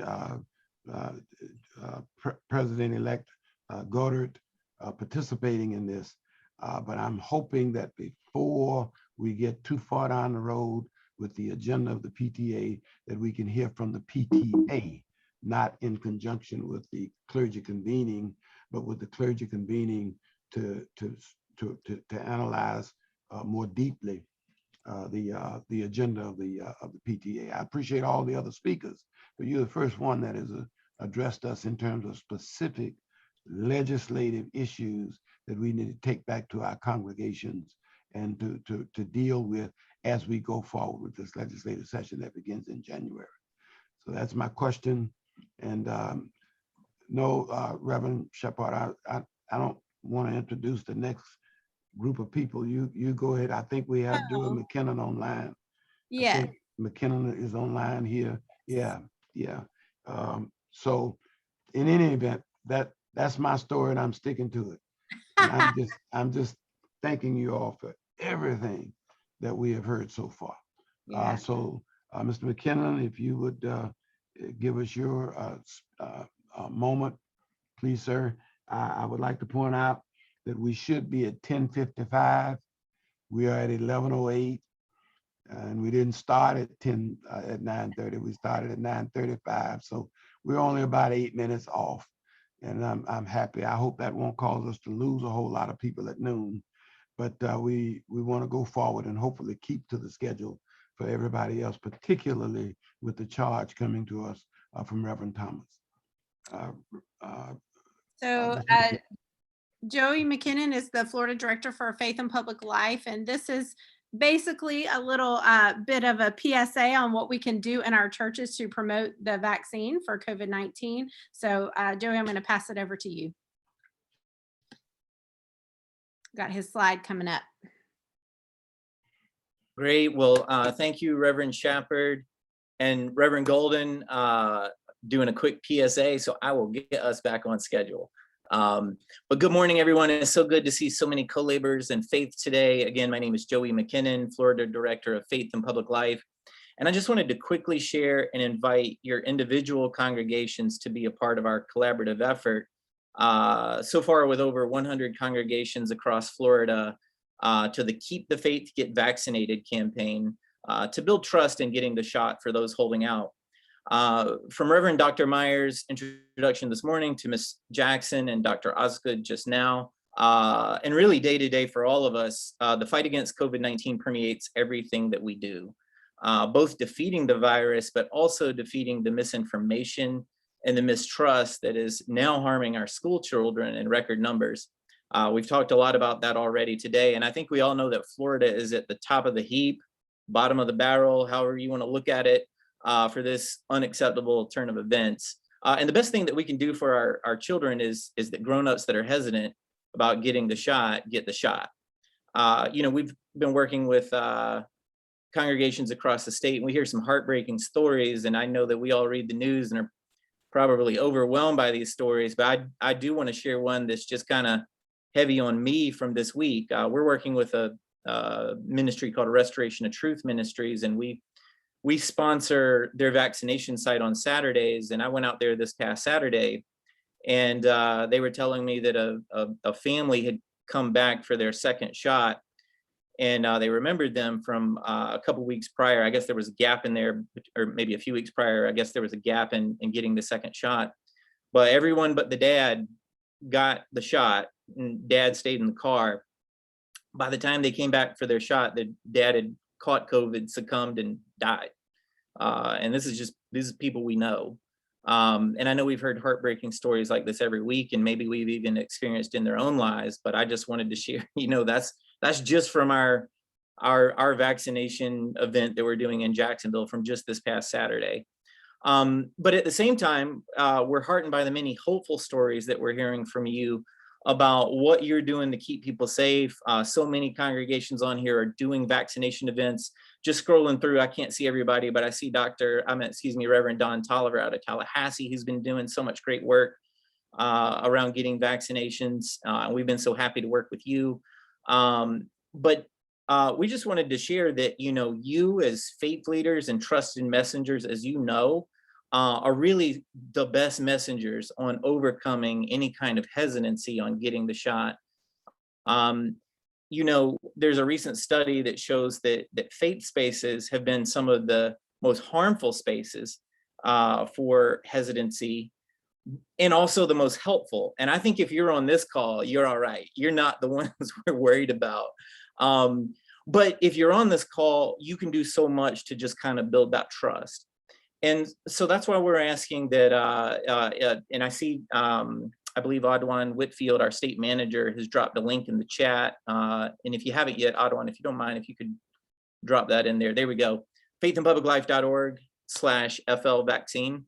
There's a sign up on there. And if you sign up, we'll reach back out to you with a Keep the Faith, Get Vaccinated Faith Leader Toolkit. And it's got messaging, sermon seeds, scripture, and FAQs about the Delta variant and COVID-19 that we'd love to share with you. And we encourage during the weekly worship services, whether it's 30 seconds, 3 minutes, or a whole sermon, just to remind folks about, in a hopeful way, that getting vaccinated is a hopeful act. It's looking out for your neighbor. It protects you, your loved one, and your neighbor. And we're called to love our neighbor. And getting the vaccination is just an expression of that. And we've got a slide here that's a sample slide that we've been giving to our congregations that may be broadcast on Facebook or use slides. And we've been getting some great feedback on that's being received. Now, we know that you've been doing this for so many weeks for this very long pandemic, but we just want to share that it's through repetition in a trusted space by a trusted messenger that those holdouts are going to get the vaccine. And this is not scientific, but just in talking with our faith leaders, it kind of sounds like even in these congregations, in this space, approximately about 75% in our congregations, which is higher than the national average, have gotten the shot. Again, that probably varies congregation to congregation, but just anecdotally, that's the estimate that we have. And it means that we still have a way to go. So we do encourage folks to just share in that trusted space during that trusted time each week of getting vaccinated. And I do encourage you to sign up at FL Vaccinated. We'll send you this toolkit. We also have other resources that we hope to be able to provide at the end of the program for participating congregations. And I'm happy to take any questions if anybody has any, or we can move on to the next part of the program. Thank you. And oh, one more thing. Thank you, pastors for Florida Children and Florida Council for Churches. I know we didn't come with a legislative message here today, but we look forward to working alongside you in the Capitol this next session and just appreciate everything that you do. Absolutely. Back at you. So thank you, Joey, for sharing that. And I hope you'll please respond. I just want to make a quick statement and thank you for all your organization is doing. We're working diligently in Tallahassee. We've probably connected with about 40 or 50 churches, and we getting the message out in different services, PSAs. They're doing a great job in working with the campaign with Instagram, Facebook, Twitter, the whole nine. The media campaign is outstanding. The events that we're sending to the organization with Joey, they're getting the word out with Keep the Faith. And what we're doing is we're actually getting our vaccinations up, and the assistance that they're providing throughout Tallahassee and different communities. We thank you for it. God bless you for Joey for what you're doing. But most of all, you're doing God's work and helping everyone be safe. But I just wanted to add that 1 minute public service announcement. Thank you so much for letting me speak. Thank you. Well, thank you, Pastor Tolliver, and for everything that you're doing. This is Reverend Golden, and the 50 churches that you just mentioned. Would you make absolutely sure that we get the connection information for those 50 churches to Reverend Shepard, so that they won't be overlooked anymore as we move forward in our clergy convening? Can you do that, please? I forward the list to Joy, but if you give me your email address, I can get it to you, unless Joy can get it to you as well. Either way is fine. Okay, thank you. Okay. Good. Well, we are moving now to our next workshop session where we are dealing with legislative advocacy in regards to criminal justice, voting rights, and redistricting, among other things. And so we turn now to Carrie Boyd, the Florida Policy Director for Southern Poverty Law Center. She's in Tallahassee. I don't know if she's there today, but I know that's where she normally is. So Carrie, we look forward to what you have to share with us this morning. Thank you, Reverend Shepard, and good morning, everyone. It's so great to see so many friends on this call, and I am in Tallahassee. I'm trying to gear up for committees, which we know start next week. Next week is largely going to be an informational session for the legislature. There will be committee hearings, but as you will see, the notices for the hearings are largely informative. And so, especially as it relates to redistricting and the committees associated with redistricting, they're all online on the Florida channel. And I encourage you to consult the Senate and House websites to get the times so you can listen or watch as your schedule allows. The SPLC Action Fund, as you know, really strives to be a catalyst for racial justice in the South and beyond. And so I see my role as the policy director really as one of being a connector. And so I try to work to connect our directly impacted communities to the state legislature, which has a lot of issues and problems with their viewpoints, as you know. And so that's really how I see my role. I do have a new associate this year, and we are actively expanding our legislative and policy team. SPLC is growing, and we are changing. And we've really worked to streamline what we're doing in the legislature to 4 big bucket areas. First and foremost, in my heart, personally, is the decriminalizing of Black and brown people. So that is one of our priority impact areas. The second is expanding voting rights and civic engagement amongst communities of color. The third is eradicating poverty and building wealth of communities of color. And finally, we have the bucket of dismantling white supremacy and protecting democracy. And so those are our 4 key bucket areas. I won't go through all of what we're planning to tackle this year. I would just uplift everything in the education space that Karen Mazzola shared and support that. I would also note, and I don't know if it's been shared because I did join late, I apologize, I had some media engagements. There has been an anti-inclusive history bill filed, so a CRT bill, and that's House Bill 57. And so SPLC will be on the front lines fighting against that bill. It would prohibit inclusive history or policy trainings in any government agency and in our public school systems. And we know that this is a priority of the governor. It was filed early, and it's likely to see movement here in the fall committees because he does want to push this bill through. I will share with you a couple of priorities and some affirmative campaigns that we will be spearheading here this fall. One of those is bringing back the diversion and expunction bill for juveniles. As you know, the criminal justice system disproportionately impacts Black and brown people, and that's no different with our juveniles.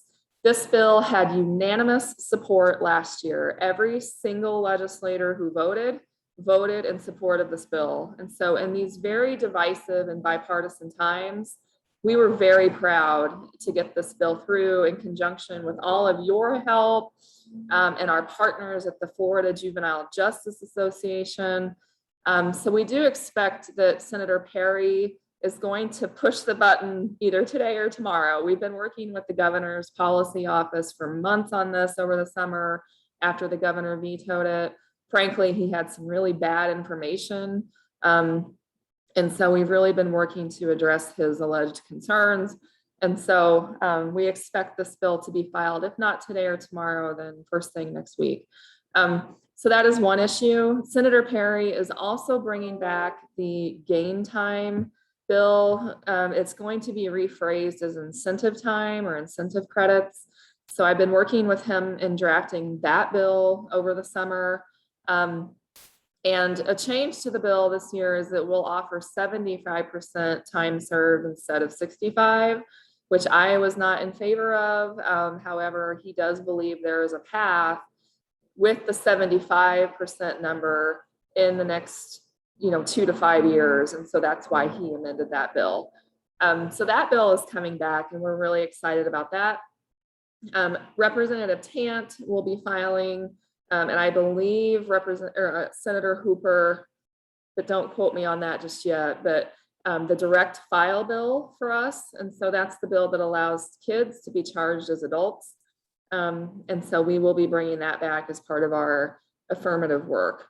I'm going to attempt to screen share our priorities document as I go through the next few moments here with you all. And if I can't screen share it, then I apologize because I'm still, okay, it says I can't do that. So I will just talk to you generally about what else is on our agenda. Obviously, redistricting is at the forefront of everyone's minds, and it's no exception for us at SPLC Action Fund. We will be very vocal about the need for fair map drawing in the state of Florida. We all know what has happened in the past with our process of map drawing here in Florida. And so it was a mess. It was corrupt 10 years ago. I don't expect that to be as egregious this year, but I do expect there will be a lot of misinformation, a lack of public input, and really just a lack of transparency. We have we work in 5 states across the South, and almost every other state has had robust public hearings already and abilities to provide public testimony. And we're just not going to see that here, y'all. I mean, I think we all kind of know that this process is going to end up in the courts. There will be committee hearings, of course, but the information is going to be pretty limited in what can be shared. There is supposed to be a website, according to the Senate president. I have talked with his staff about this website they're going to put up about maps. But again, it's going to be very limited, one-sided information, in my opinion. And so we're really going to have to be engaged with our partners and everyone on this call to be loud about the need for fair maps and to avoid gerrymandering. So that's going to be a big issue for us. We expect that we will see any number of anti-LGBTQ legislation pieces this year. I've heard a few rumors about healthcare. We all know that there's an anti-abortion bill coming, and so it would make sense that there would be an anti-LGBTQ healthcare bill coming as well. And we will be prepared to work on that bill. And I think, I'm going through here what else we're looking at. We're also going to be working with the Fines and Fees Justice Center on driver's license issues, fines and fees. We expect that there will be a lot of defensive work. So we will be working across the board for cuts that we anticipate will be coming in some of our systems, whether it's the educational sector, whether it's the Department of Juvenile Justice.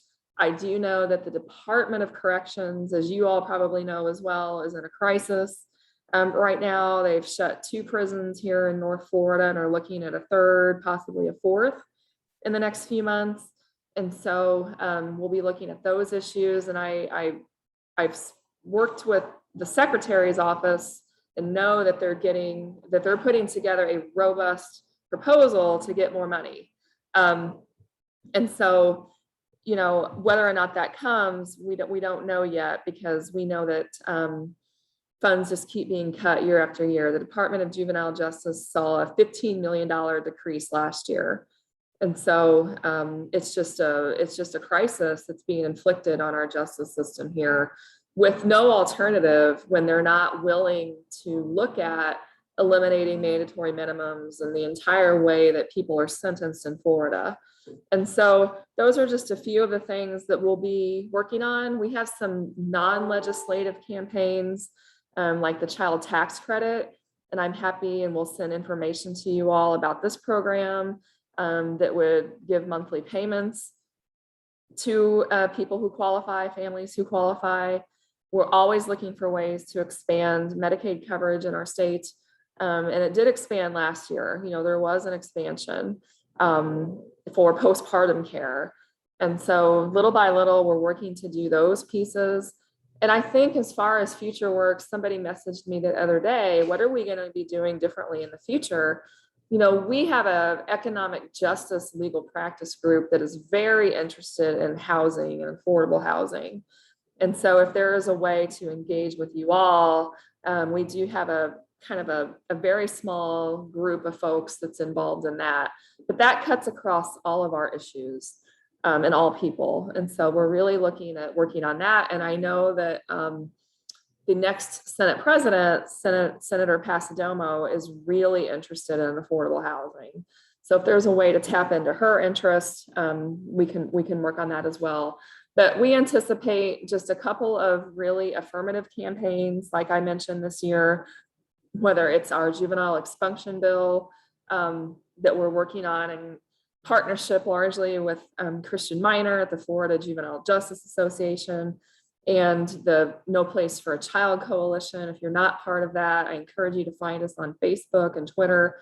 We have hundreds of people involved in that coalition that are going to help, I feel, really make a difference for kids this session. We're going to get this bill passed. It's going to impact about 27,000 kids a year.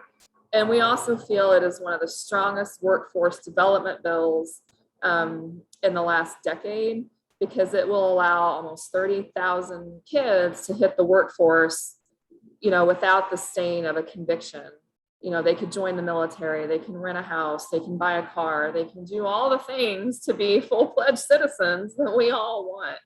And so we're really going to be spending a lot of time on this.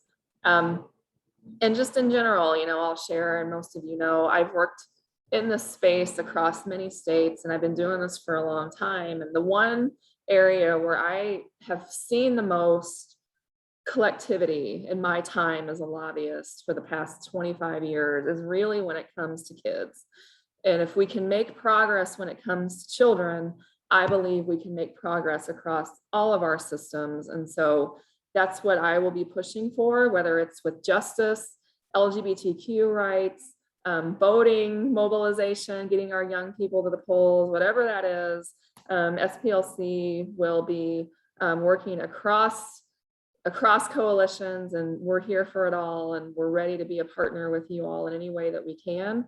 And so I will drop my email in the chat. Most of you have it. I've met most of you and worked with you, but if you don't have it, I will send it to you. And please, let's connect and let's engage and let's hang on tight, because we know this is going to be a very wild, difficult session. Thank you all. Thank you, Carrie. I think Reverend Golden had a question he wanted to ask. Yes, I did. Specifically with respect to redistricting, I'd like to know if there are national organizations that we can call on and that we can work with to overcome the unfairness that we know that exists here in Florida. Specifically, it seems that there is an yes. effort, there seems to yes, be Reverend Golden, there are. We work closely with the NAACP. We work closely with the Community Lawyers Association.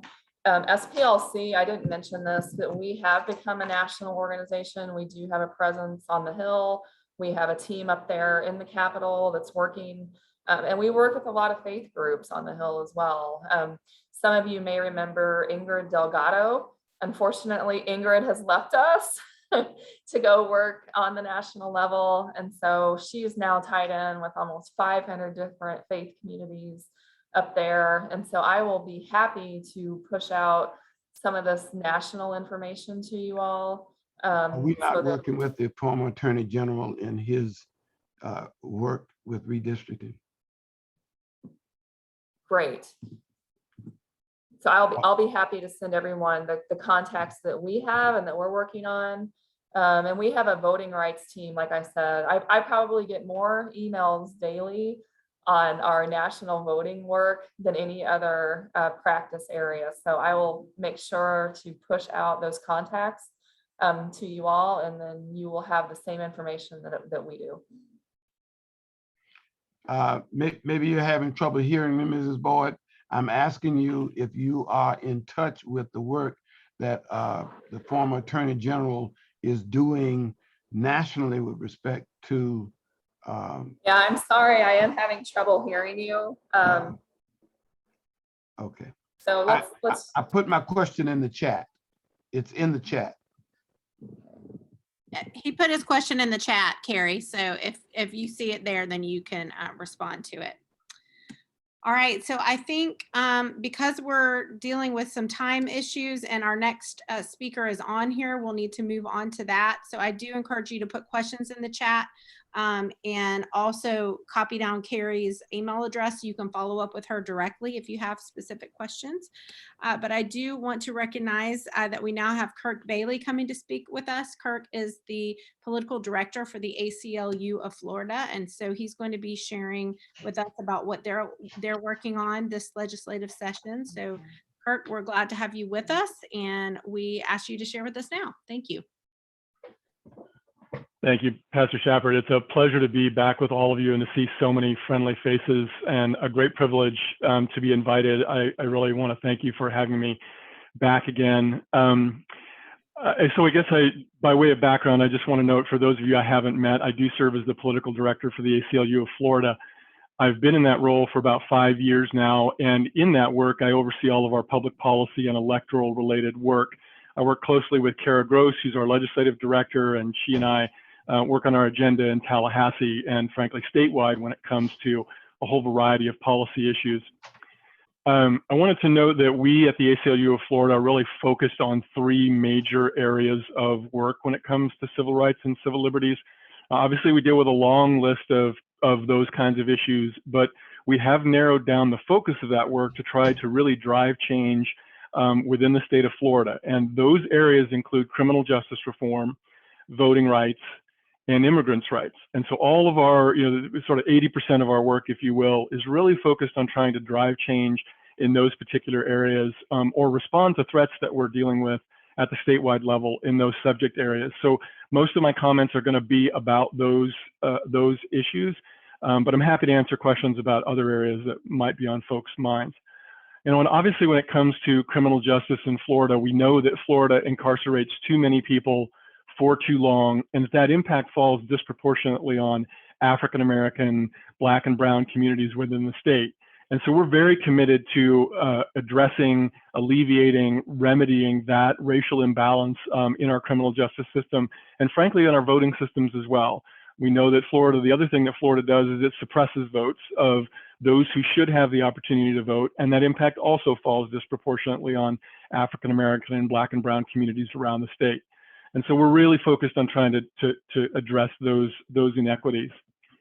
My colleague Carrie mentioned a moment ago a bill that I really want to put on everybody's radar screen in terms of I think something that's hopeful and a proactive opportunity going forward, and that's the gain time incentive legislation that Senator Perry introduced. He introduced this bill last year, and obviously we were encouraged by what it contained.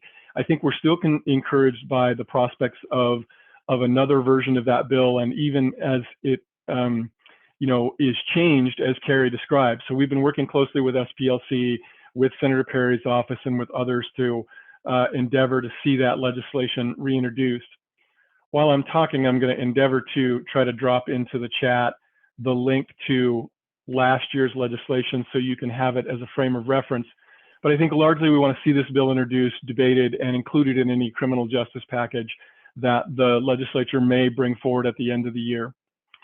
Pivoting a little bit to other things I think we're hopeful about. Last year there was introduced in both a voting rights package and as a freestanding bit of legislation related to establishing same-day voter registration in Florida. So this would enable individuals to show up at a polling location or a supervisor of elections office on election day or during early voting periods, register to vote and be able to cast a vote that same day. This has been the norm in several other states. I think it's over a dozen now nationwide, with no hints of any fraud. It is a well-tested method of both ensuring voter registration and the ability of individuals to vote. So we're going to be trying to push that concept in this legislative session. I'll admit we are skeptical at its eventual passage, but we want to keep the drumbeat going on a discussion around this bill and the real need for it in Florida and the positive impacts it would have on communities throughout the state. I think on the other side of the ledger, there are a couple of bills that I wanted to emphasize that folks should pay attention to in terms of bills to watch or things that we're going to be opposing. So in particular, in response to, or sort of in follow-up to House Bill 1, the anti-protest legislation that the governor advanced last session and the legislature passed, in reaction to that, we've seen there's a new bit of legislation that's been proposed about impeding, provoking, or harassing law enforcement officers and essentially prohibiting individuals who are filming them from interfering with what they're doing. And so this is HB 11. I'm going to drop the link to it in the chat. And this bill would really require individuals, or enable rather, police to detain individuals who might not follow their orders to back up quickly in a protest situation or in a situation where they may be observing an officer engaging in excessive use of force. And I think the challenge of it is it represents real problems when it comes to free speech. There is case law on point about individuals' ability, rights to be able to film officers. And I think what we see is the possibility of this legislation passing and creating a scenario where an officer may say, get back, they'll consider that a warning, but in the flurry of the moment, it won't be heard. an individual won't be able to respond to it or get back quickly enough, and they'll be arrested. And I think we know from the protests that we saw in response to George Floyd's murder over a year ago now, that we are going to see more of those kind of protests against police excessive use of force and demanding police accountability occurring. And so we're really concerned about where this particular piece of legislation is going to go. Pivoting over to voting in elections for a moment, we haven't seen any particular threats to voting in elections introduced so far. But if this legislature holds true to form, it's only a matter of time. So I just want to flag that for everyone. Please do pay attention. We'll obviously be updating folks as we hear more, but please do pay attention to those voting in elections bits, as we expect we'll see some more restrictions coming up in this legislature. And then on the redistricting front, I did want to note, obviously we're working with partners around the state to try to engage in raising the public awareness about redistricting, to call for more transparency and for more fairness in the maps that will be drawn.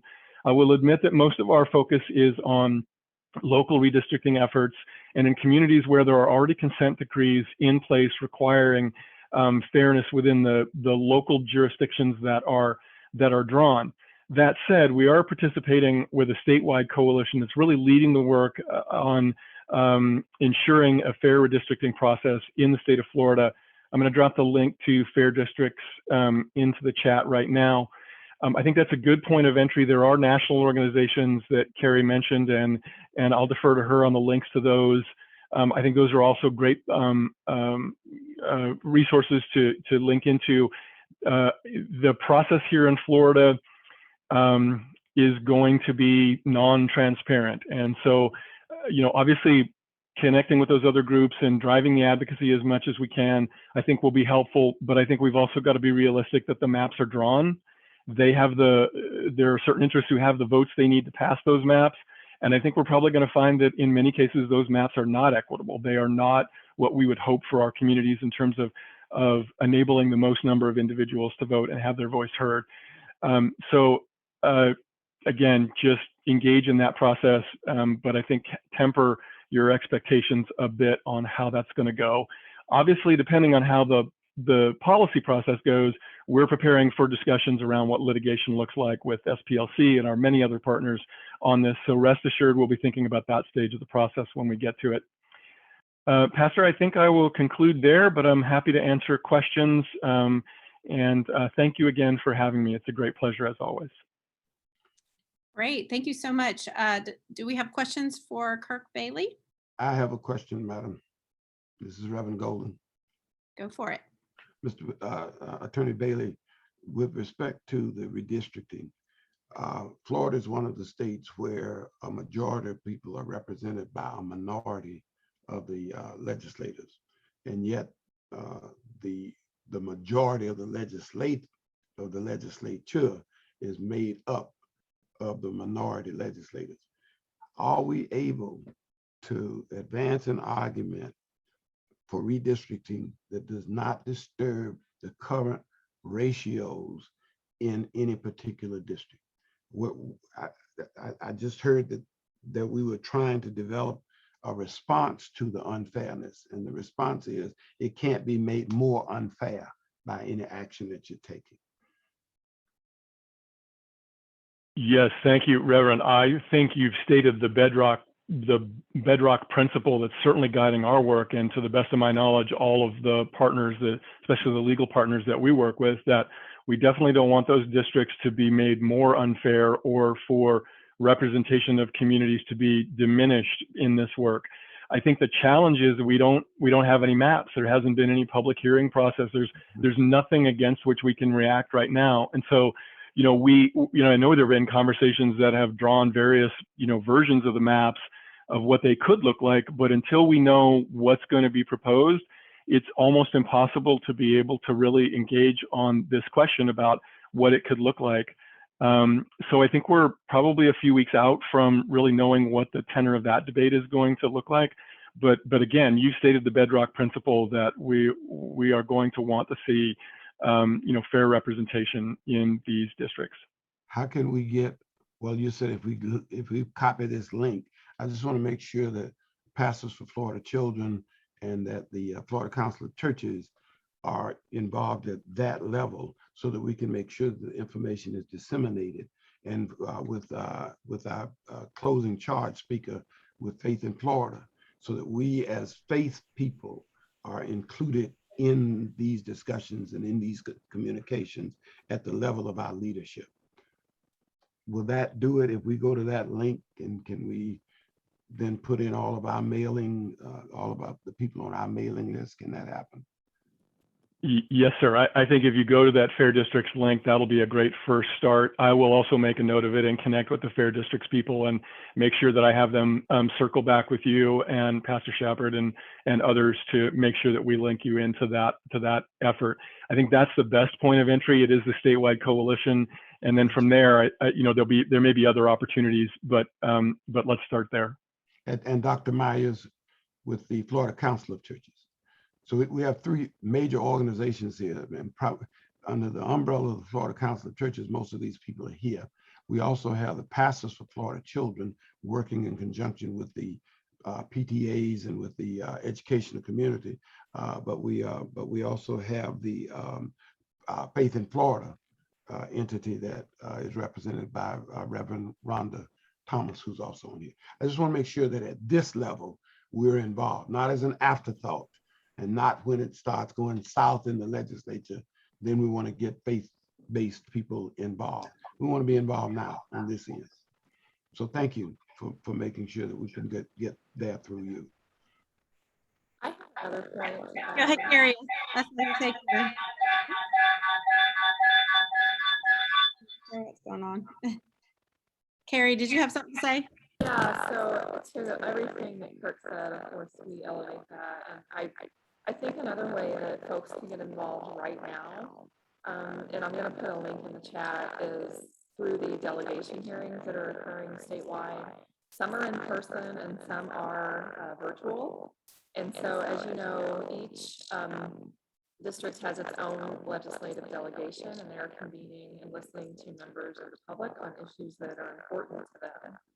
And so I would encourage you to raise the issue of fair maps and redistricting and anything else that touches you.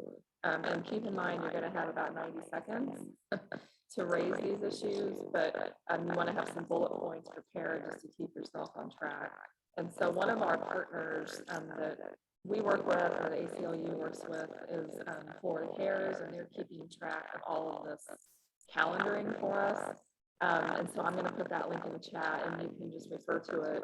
It's updated every other day or so as new delegation hearings are announced.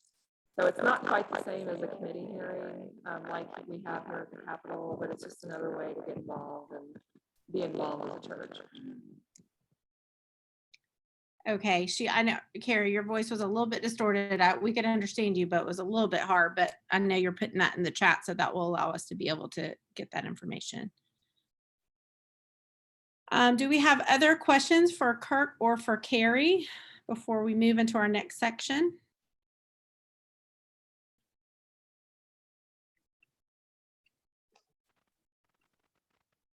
Rachel, if I could just quickly say that the Florida Council of Churches last year identified dismantling white supremacy in the state of Florida as our priority for our vision going forward.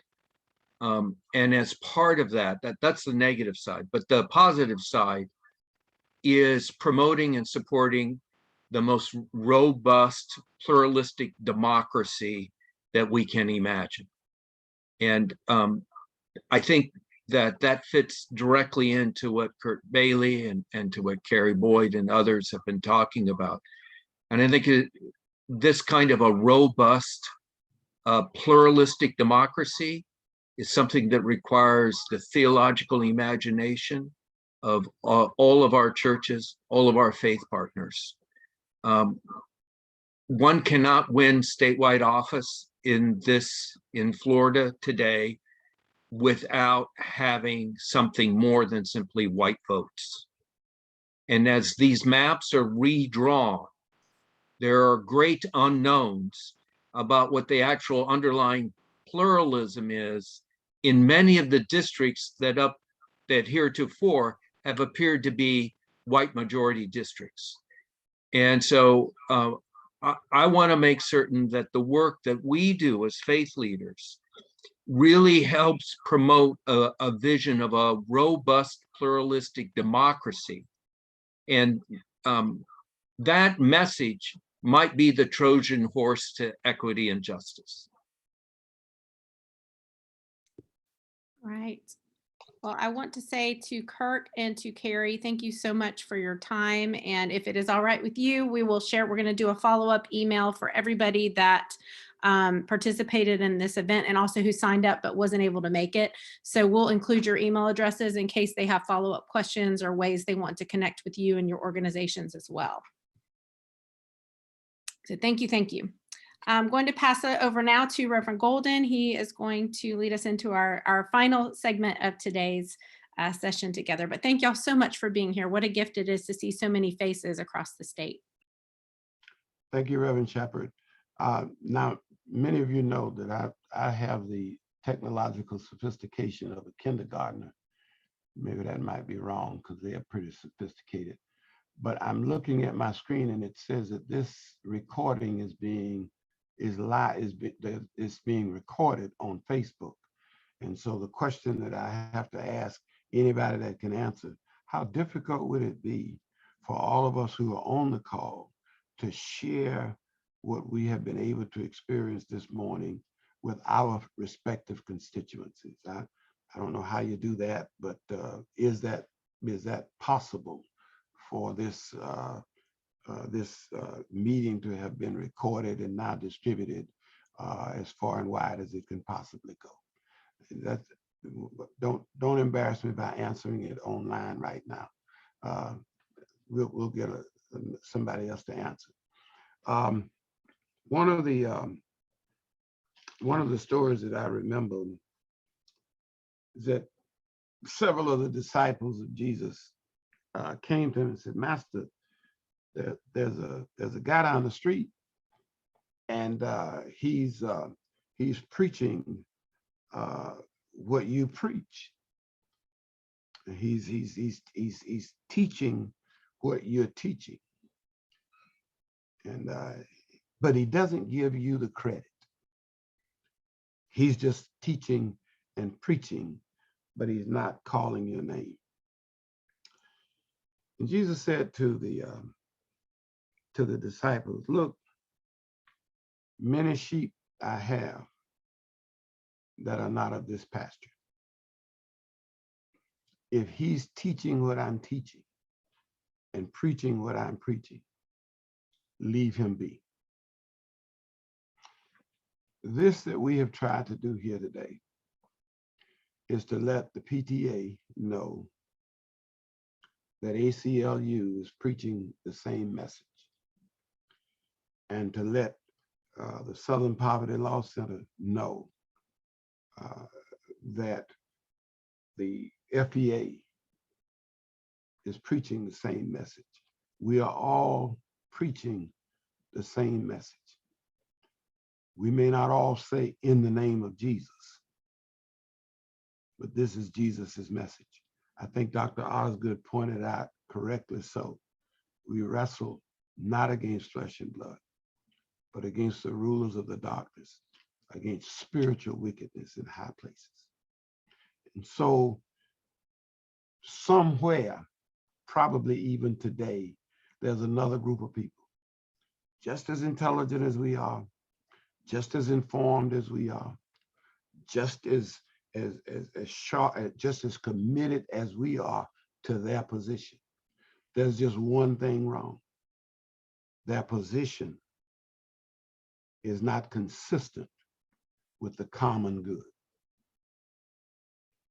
And so I think that we need to close this meeting as we opened it, with an appreciation for the spiritual warfare upon which we are about to embark, and with the confidence that we have been called, prepared, and sent, not just to fight, but to win.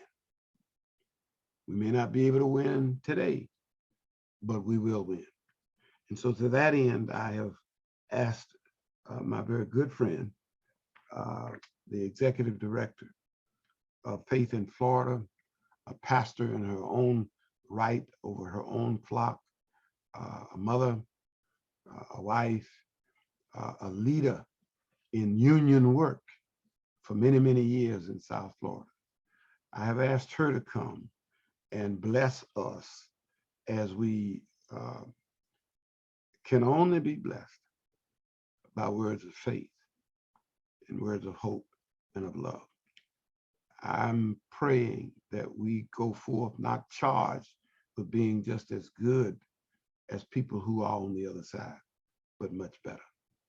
So without further ado, and first off, let me thank everyone who has participated, all of the contributions that have been made. I want to thank Dr. Maya for very ably leading us through this, to and through this day. I want to thank Sister Shepard for organizing the program and the agenda and for ably presenting the information. I know it's a lot to comprehend, but we hope that with the recording that will come, people will be able to look at it and add to it as we go forward. And so without further ado, let me present the Reverend Rhonda Thomas, who is the Executive Director of Faith in Florida. Reverend Thomas. Thank you, Reverend Golden, and I do honor and recognize and appreciate Reverend Shepard, Shepard. I probably said that wrong, as well as my good friend, Dr. Russell Meyer.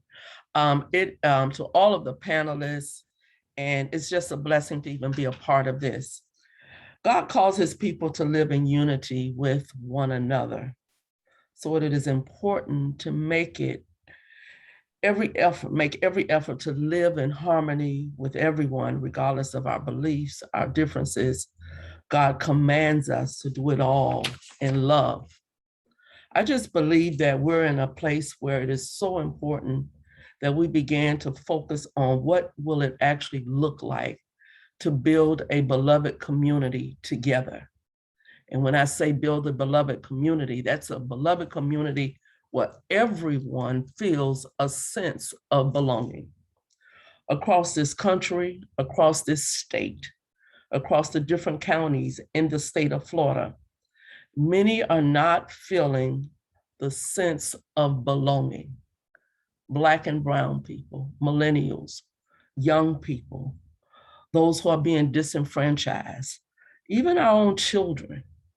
It is so unfortunate that we even have to be in a place and a space such as this, with this continuous fight. Our victories, we are winning, but we don't get to celebrate long before something else occurs.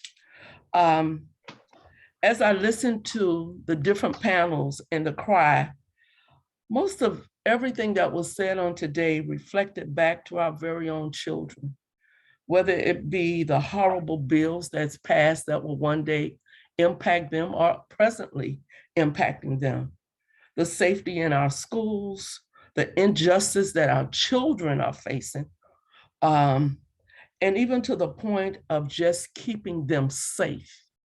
I thought back of my own family. I have a daughter who was a nurse, an ICU nurse, and all of her patients has COVID. And what hurts her the most, she's 28, is that many of her patients are 28 and under. My husband is an educator. He teaches in the Miami-Dade public school system. I have two nephews that are firefighters, first responders, and many of the people who they're transporting back and forth to hospitals has been impacted by this pandemic. I have a brother who's a retired firefighter who came out of retirement just to go back on the front line to be a support and give back to his community. We as faith leaders, community leaders, organizers, this very room brings a lot of experience, a lot of passion, a lot of concerns. knowledge, influence, persuasion, and a whole lot of power? Are we utilizing all of those things that we have been gifted with? I go back and I reflect with, during the civil rights movement, our churches was known for being powerhouses. Our elected officials depended on the church, especially the Black church. The community depended on the church. Many meetings took place in our churches, in our synagogues. Where do we go from here? What do we do next? The church became a powerhouse to the point where we were a threat. This is why the Black churches was targeted and burnt down, because we became a threat. They set us on fire. I ask of us as those who are faith leaders, when have we last been a threat? When have we operated in the power that God has given us that we are a threat? Or are we just blending in? I say to you, I think we need to get back to a place where God has called us, and that is to use that persuasion, to operate in that power to bring change. We can no longer afford to be silent. We have a voice that can win Florida back. We have the persuasion, we have the knowledge, we have the influence. So can you imagine all of us uniting, working together, one voice, one sound, one band, and leading the effort where we fight for our children? If we don't fight for them, who do we pass the mantle to? If we don't fight as one, it does not matter where we come from. It does not matter how we worship, but what is the moral thing to say and do? I am personally sick and tired of our elected officials feel like they're doing us a favor. They have forgotten they work for us. And I think as faith leaders, we have a responsibility to call them out front and demand and command that until you serve the state of Florida as a whole, collectively, and in a way that we all get a piece of this one little pie, we will continue to fail. Dr. King said, never, never be afraid to do what's right, especially if the well-being of a person or animal is at stake. Society punishments are small compared to the wounds we inflict on our soul when we look the other way.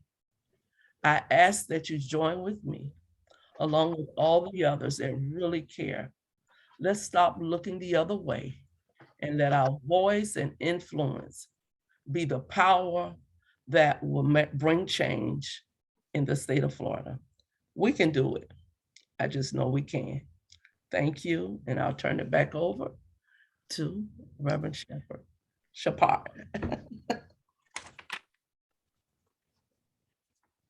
Russell, you're going to close this out?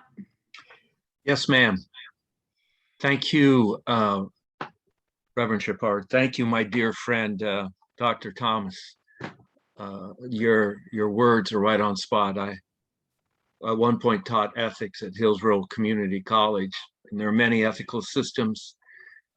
One that is quite simple is that all ethics are designed around our children making it to the next generation. And paving a road to Pennsylvania Avenue with children dying in ICUs is as immoral as you can get.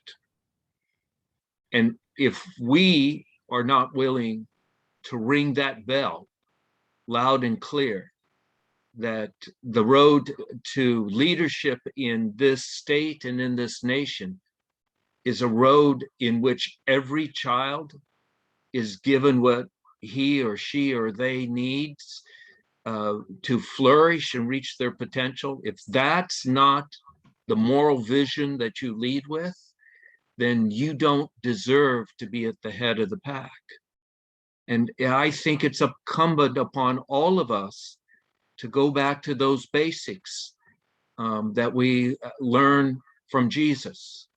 Suffer not the children to come unto me, that they may flourish. No one enters into the realm of God except as a child, right? We know these stories very well, and we must press them to our utmost ability in our civic life, not so that we try and make members of our churches and organizations, but so that our children thrive. We have no higher calling on this earth than to do that. I appreciate your time and your attention today. I thank every one of our speakers. We are going to be packaging this up, and we're going to be sending out the material to everyone who has signed up.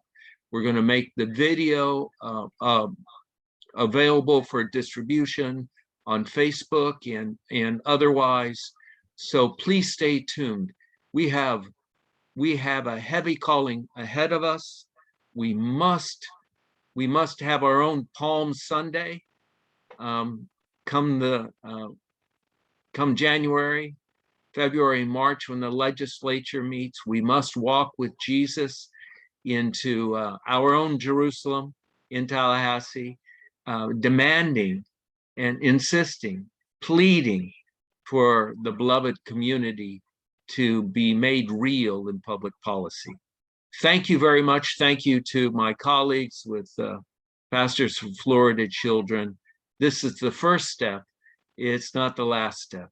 God bless you, and have a wonderful day and ministry, and let these words weigh heavily upon you as we move forward together in the name of every child in Florida.